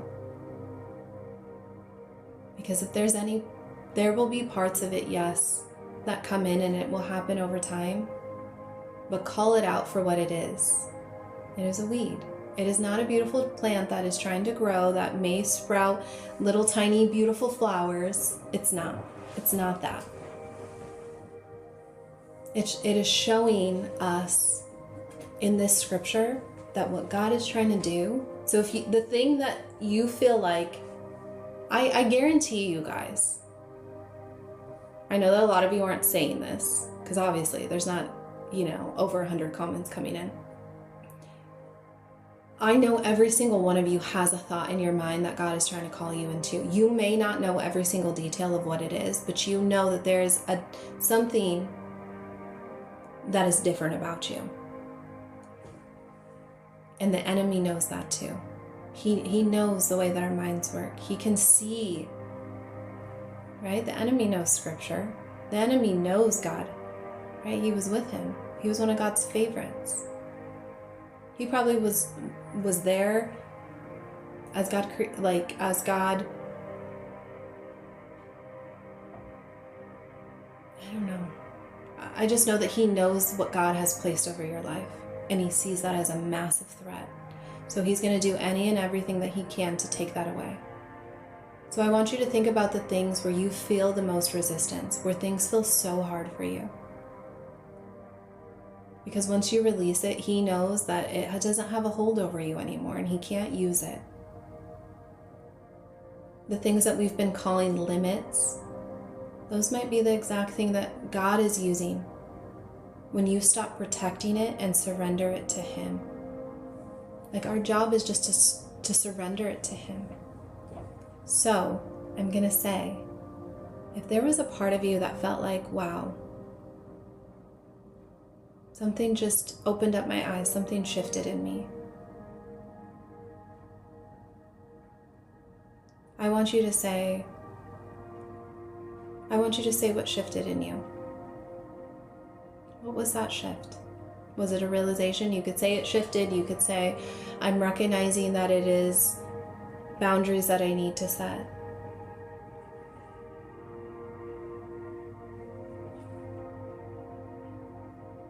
And if you guys just joined us, we're in Genesis 49. We've been through Reuben, Simon, and Levi. We've literally only made it 7 verses. The thing that, if you guys are new here, can you also put new in the comments? I just love seeing who's new joining us. But for those of you that are new, some of my lives I go pretty, just like, I wouldn't say like I just get through them. That's not what I don't know what word to use.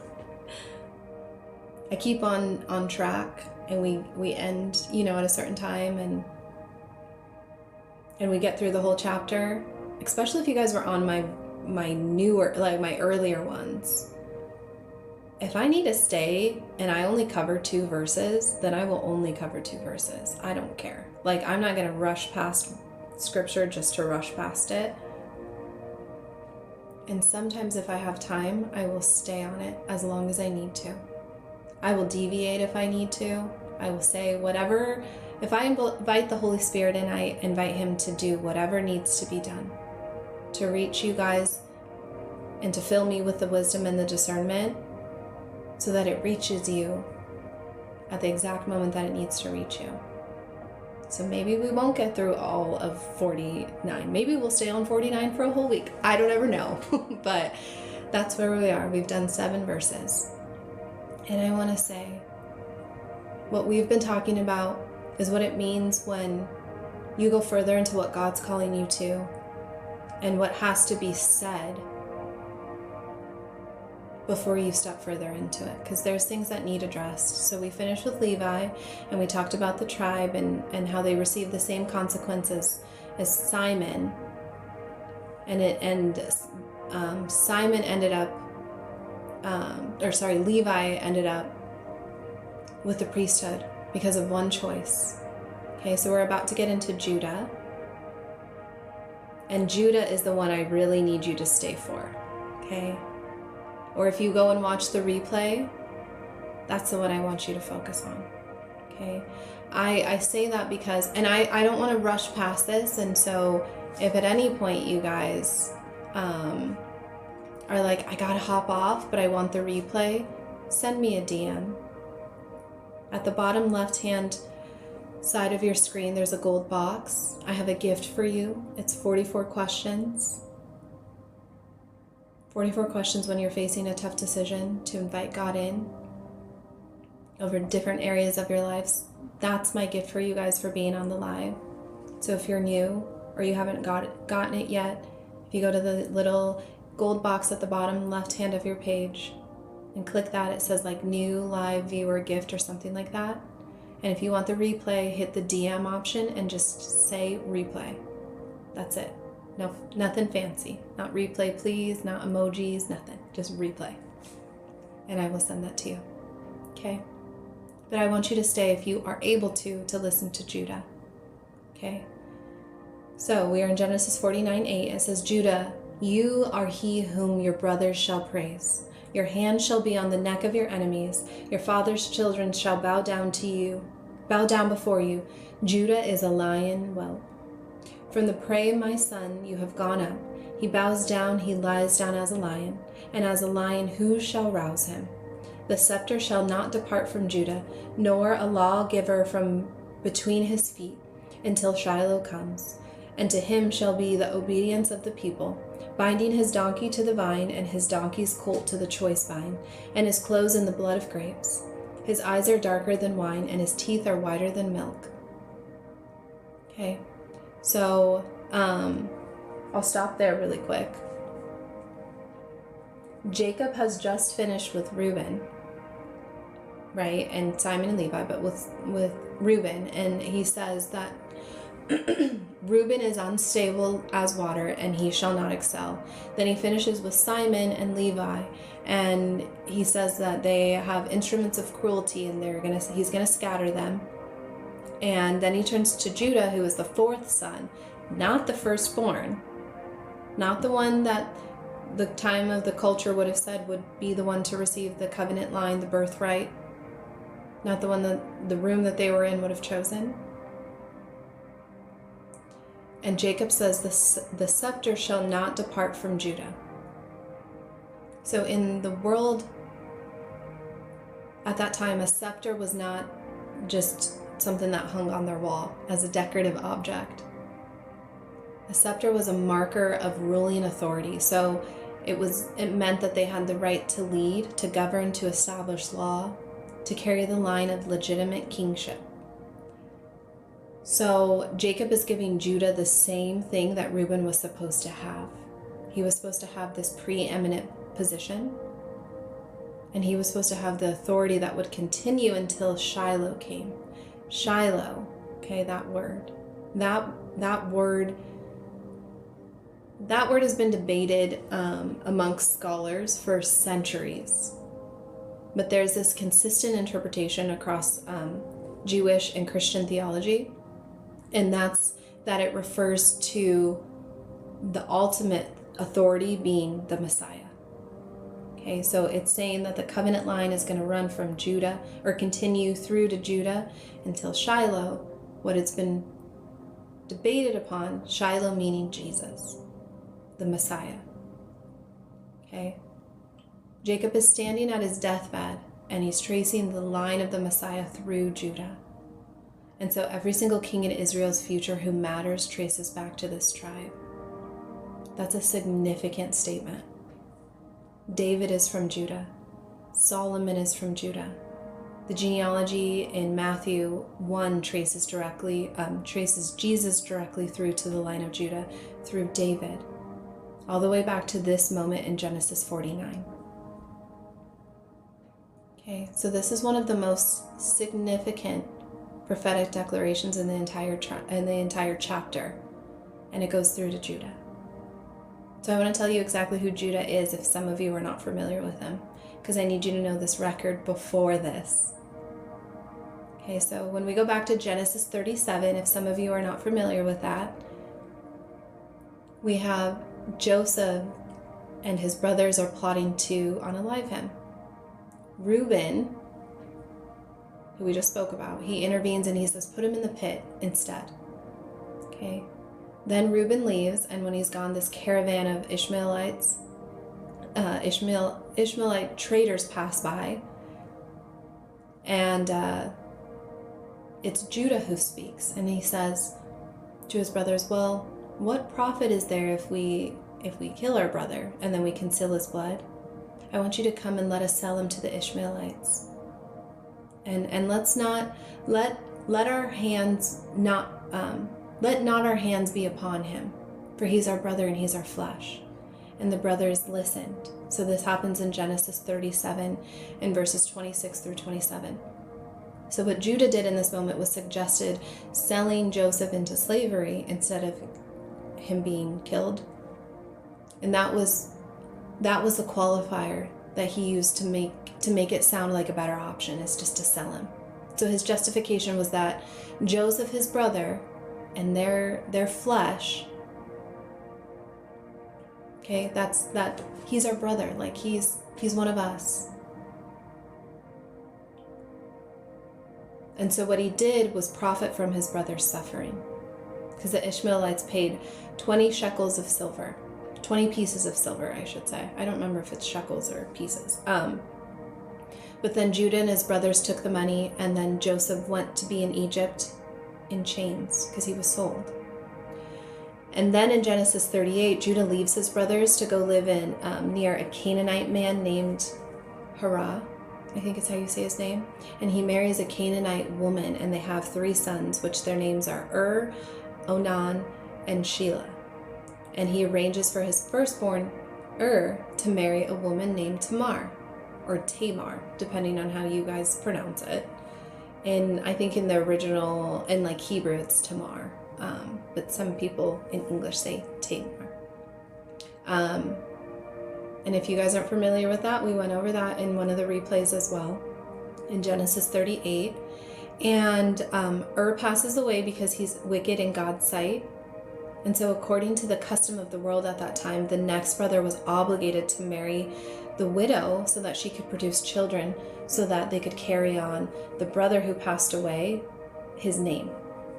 And so this was called a Levirate marriage.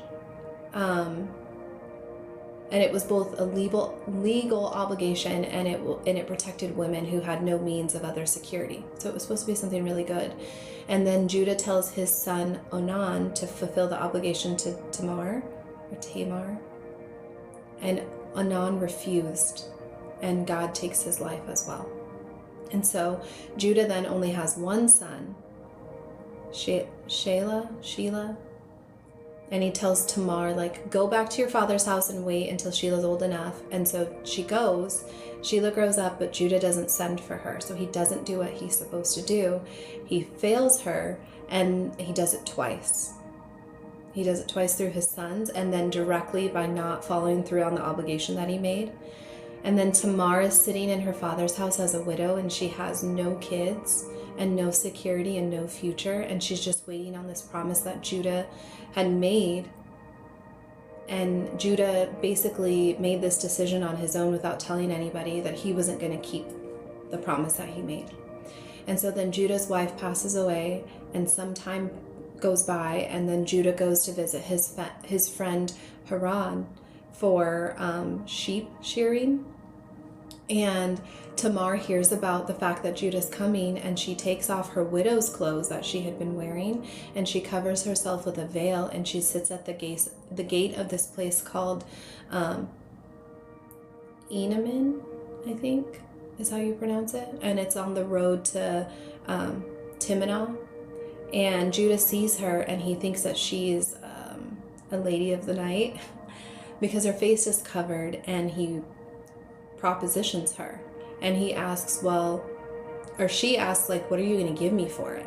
And he offers a young goat, and she says, give me your signet and your cord and your staff as a pledge until you send the goat. Like, she's like, give me something as like a deposit so that I know that you're going to fulfill this. So then he gives it to her, and she gets pregnant.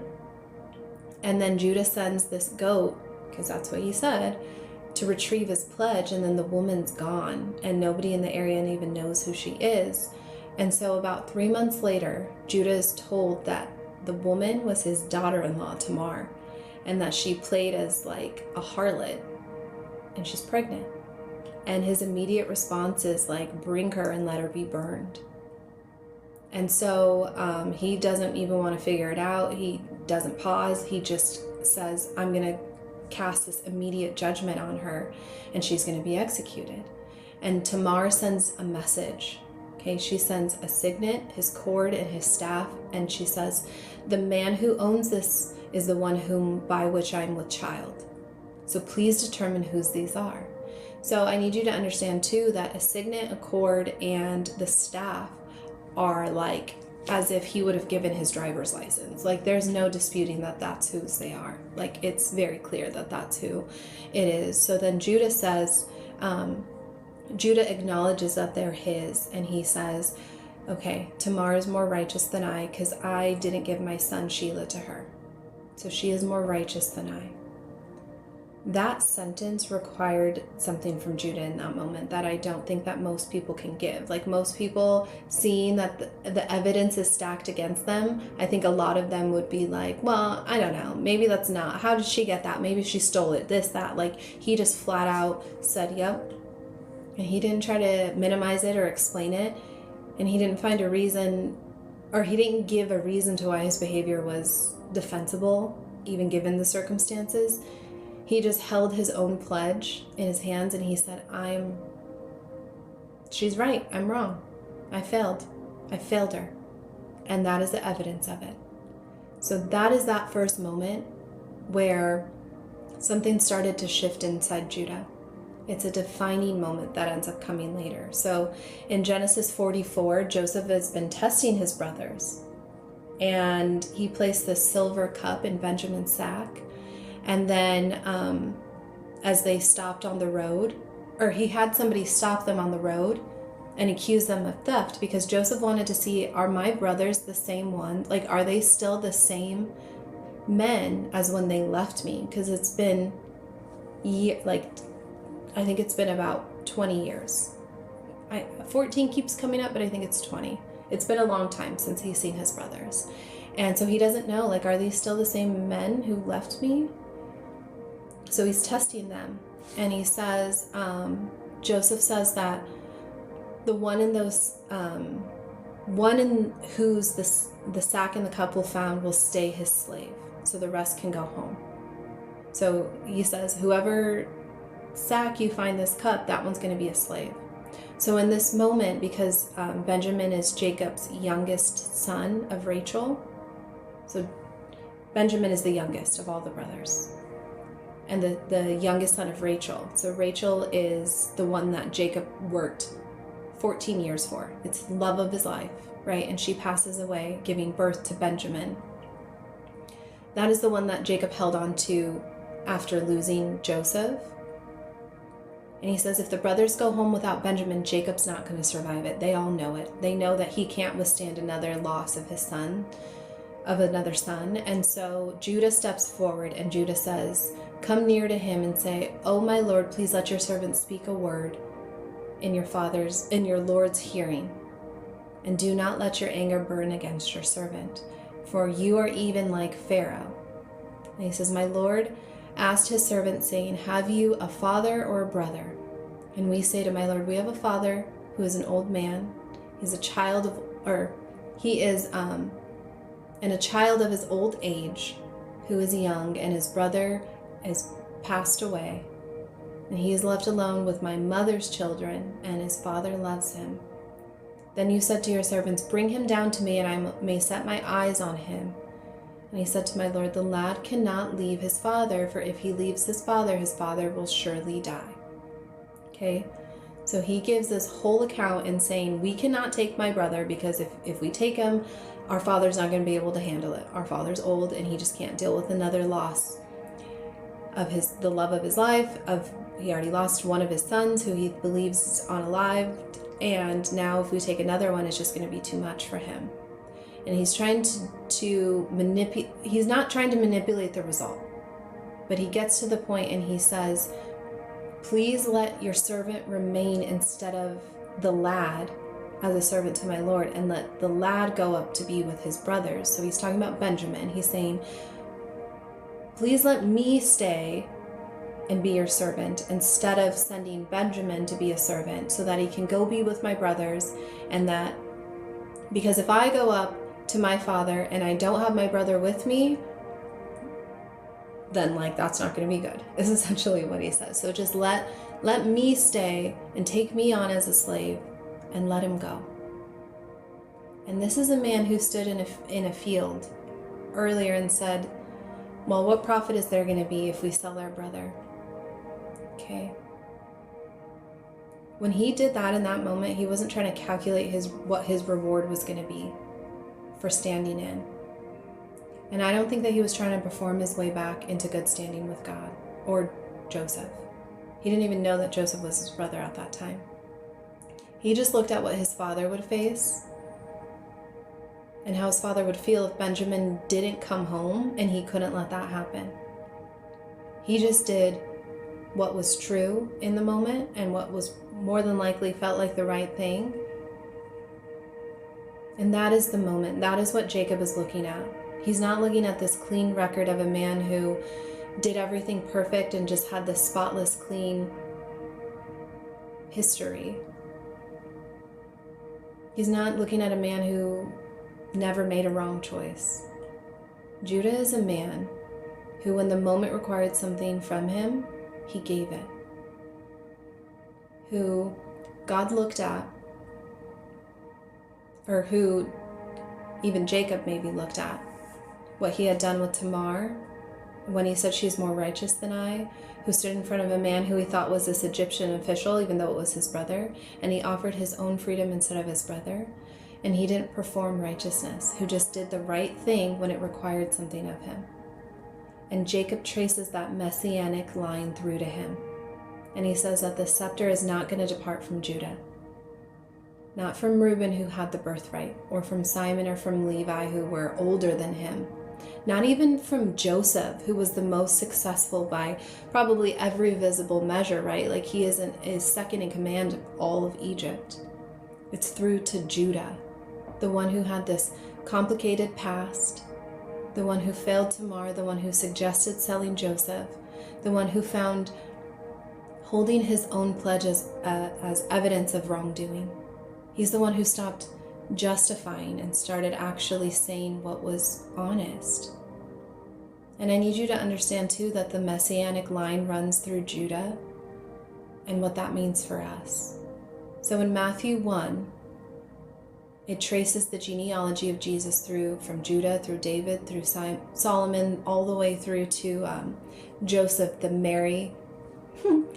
through to Joseph, the husband of Mary, okay?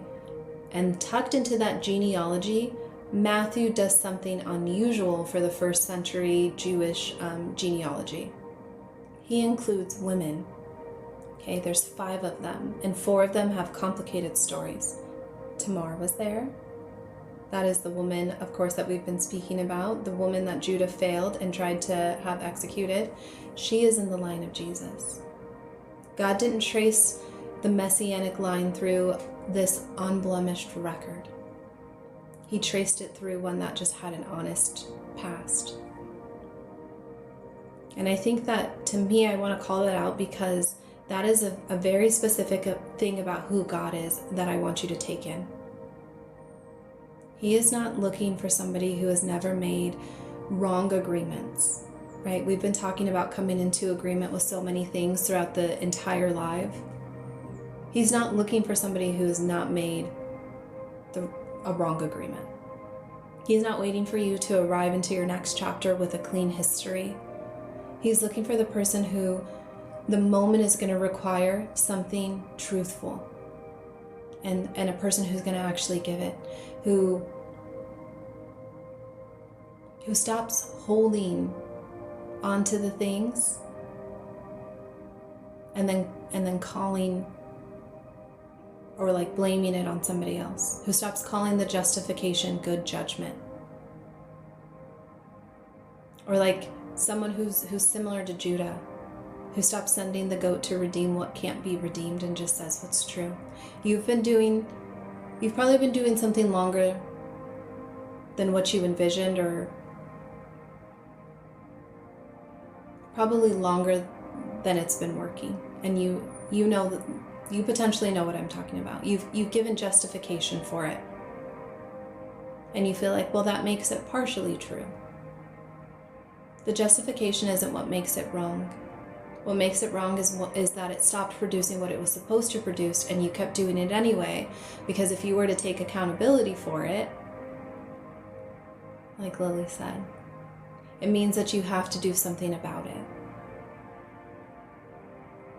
Judah didn't fix his whole record before Jacob spoke the scepter over him.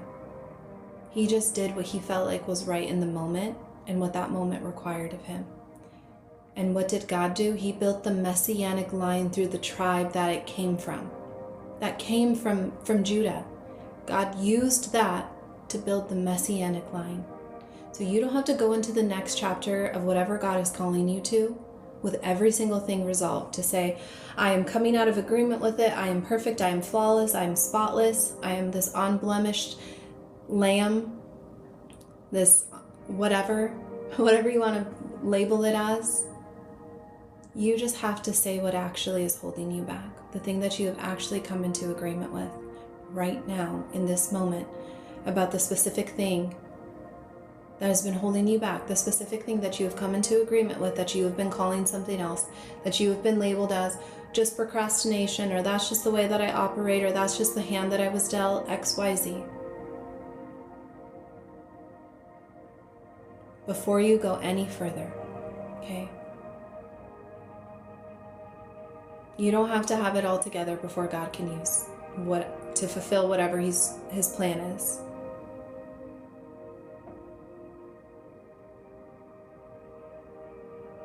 Okay, you have to stop living in that place of protecting yourself because you feel like the version of yourself doesn't fit the calling. Because in all honesty, it kind of doesn't. You have to stop protecting that version of yourself that doesn't fit where God is taking you, and say what it actually is, because it's not going to serve you. Judah picked up his own signet and cord and staff and said, she is more righteous than I. And that one sentence changed the trajectory of the tribe for generations. He just acknowledged it. And so I want to say something to you, and I actually want you to receive this. I believe so many of you are standing right at the threshold of where God is taking you, and you can genuinely feel it. Okay, something is shifting in the season that you're in, and you know that God is calling you further into it, and you keep stalling right before you commit to it.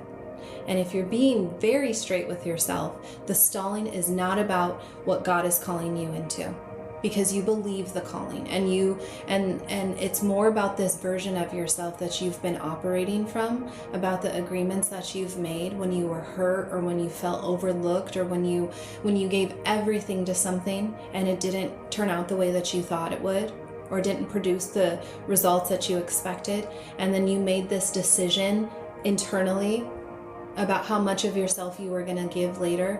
You changed a part of yourself because you changed and let go of this piece of yourself that God was trying to use, because you felt like you weren't seen in that moment, that you felt like it was keeping you back.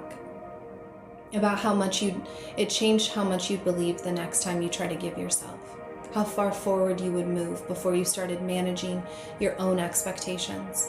You probably haven't been calling them agreements. You've probably called them life experience. You've called them, that's just good judgment. I put myself out there, or I was vulnerable, or I did something, or I was kind to people, or I gave so much and nobody said thanks. I gave so much and then it caused a drift from somebody. I did XYZ and then it didn't go according to plan. So maybe I won't do that again. We called them just being realistic about how things work. And you posted something and people criticized you, or you were vulnerable and you said never again. You get close to having a conversation with somebody and it stung for them, and it was a conversation that God knew you needed to have, and they didn't take it the way you thought it would, and you said, I never again will do that. I never again will put myself out there. So now you soften every conversation that you're going to have before you say it. Or I need to get tons of confirmation before I move, because the last time it happened, it didn't turn out the way I thought it would. So we spend days looking for a reason why we probably shouldn't do it. Okay? To me, that's the signet in your hand that you haven't held up yet, just like Judah. But Judah held it up in front of a man who had the power to execute him for it. He held it up and said, she is more righteous than I. And what did God do? He built the messianic line through the tribe that came from that very moment. So I want you to know that God is not asking you, or I don't believe that God is waiting for you to be further along. He's not waiting for your record to be even cleaner, or for your history to be simpler, or for the agreements that you made, sometimes in a harder season. He's not waiting for them to be fully resolved. I feel like what he is waiting for is for us to do what Judah did, to hold up the thing that we've been protecting and say what it actually is, to name it, to call it out. I feel like that's the moment that changes and allows us to fully step into what God is calling us into. And I think the thing that makes Genesis 49 it makes so unmistakably clear about who God is God already knew Judah's record when he decided the messianic line was going to run through him. He already knew that Joseph was going to be sold. He already knew about Tamar. He already knew about the signet and the cord and the staff, and he decided it anyway. And before Judah held up that pledge, before Judah offered himself to Benjamin, before any of those moments showed up about who Judah was becoming, God had already decided. He knew. And he watched Judah grow into what he had already declared. He declared that over his life, and he watched. God doesn't call you based on your current record. He calls you based on what he has already decided and what you will become. And he works in it until you grow into it. So you don't have to be there. You don't have to be there yet. You just have to stop protecting that version of yourself that keeps you from getting there. Okay?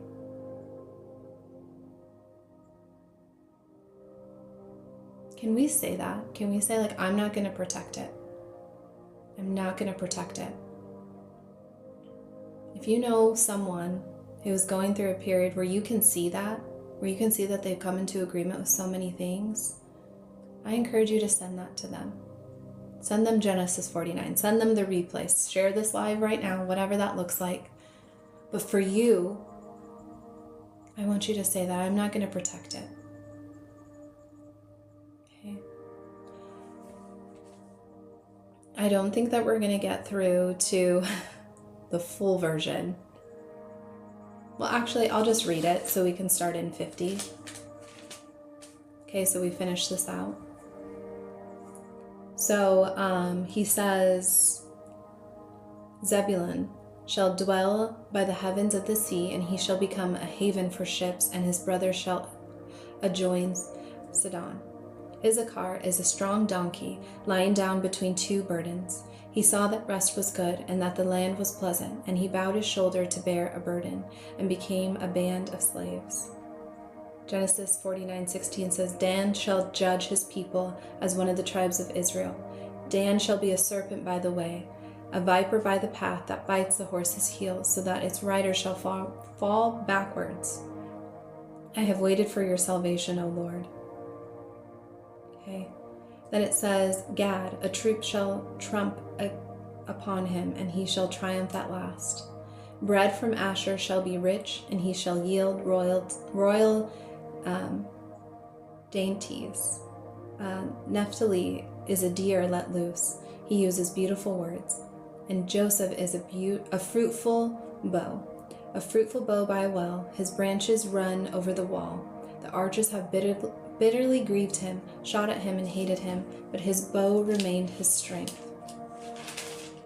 Give me 1 second. My drink was in the way. I have like 10 things in the way. Okay. And the arms of his hands were made strong by the hands of the mighty God of Jacob.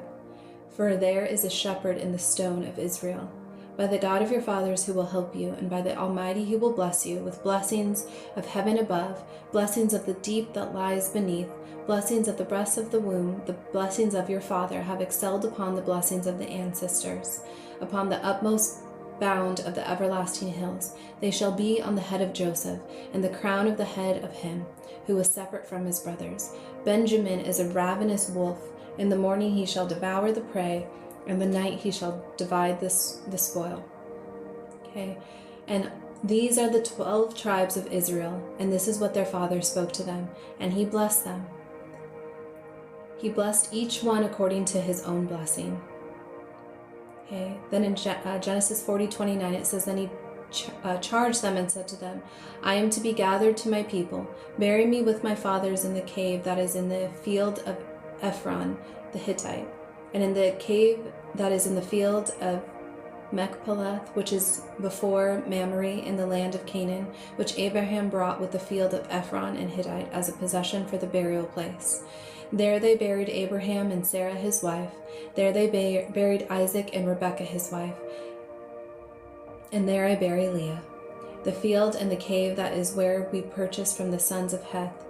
And when Jacob had finished commanding his sons, he drew his feet upon his bed and breathed his last and was gathered to his people. Okay, that's where it ends with Jacob. He breathed his last breath and was gathered to his people. All right, he wanted to go back. So if we finish out Genesis 49, and I want to say this, okay? There is a lot of times where we saw in this scripture about coming into agreement. Okay. Jacob called his 12 sons to his bedside, and he spoke over each one very specifically. And he said what they had come into agreement with.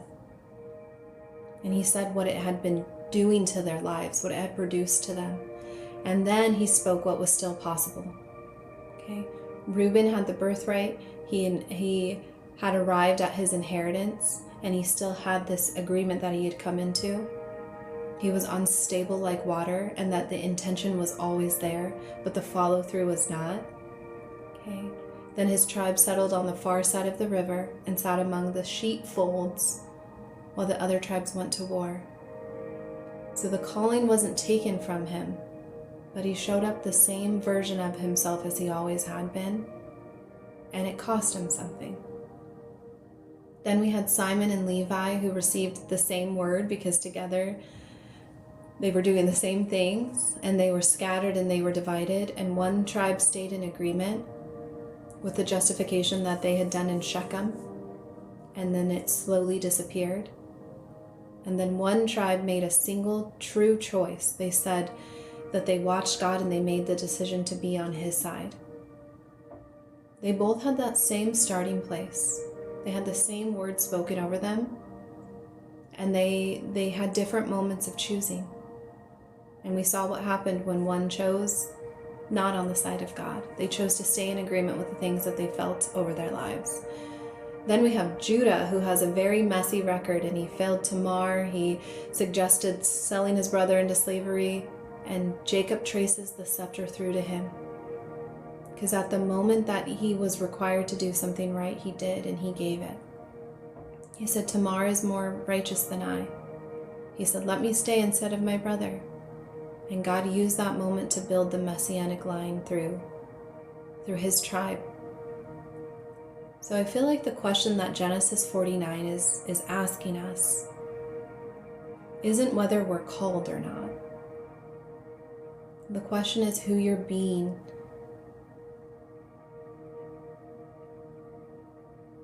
Who we're being as we're called into it, as we go further into it, what we've come into agreement with that we haven't said out loud, or that we haven't resolved yet. the thing that we've been calling discernment and deciding that that's just how we protect ourselves. What keeps showing up in the next chapter that we're still in agreement with because we call it experience instead of calling it what it is.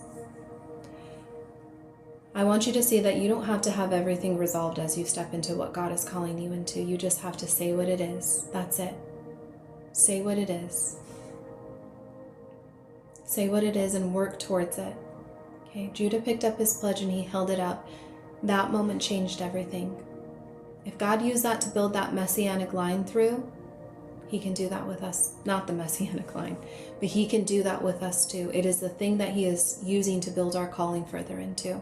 He is not waiting for a cleaner chapter or a better version of us. He's waiting for that true version. Okay? That's what he's waiting for. Us to step out of agreement with the things that have been hindering us. So, we're going to step into prayer because we're done with Genesis 49. Tomorrow we're going to go into Genesis 50, and then we're going to be in Exodus. Okay, so we're going to go into prayer. As we go into prayer, I invite you guys to put just one word which you are praying to God to cover you for. And I'm going to pray a general prayer, so you can do that as I pray. Give me 1 second. Oops, goodness gracious.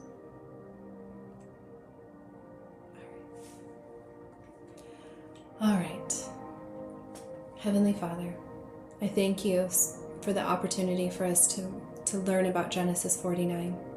Thank you for showing us how beautifully you see us. That you are not waiting for this perfect version of us to step into before we are called into calling, before you use whatever it is for good.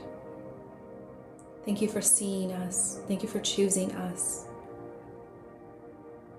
Father, I know that you see every prayer that comes into this live. I know that you see the prayers that are unsaid.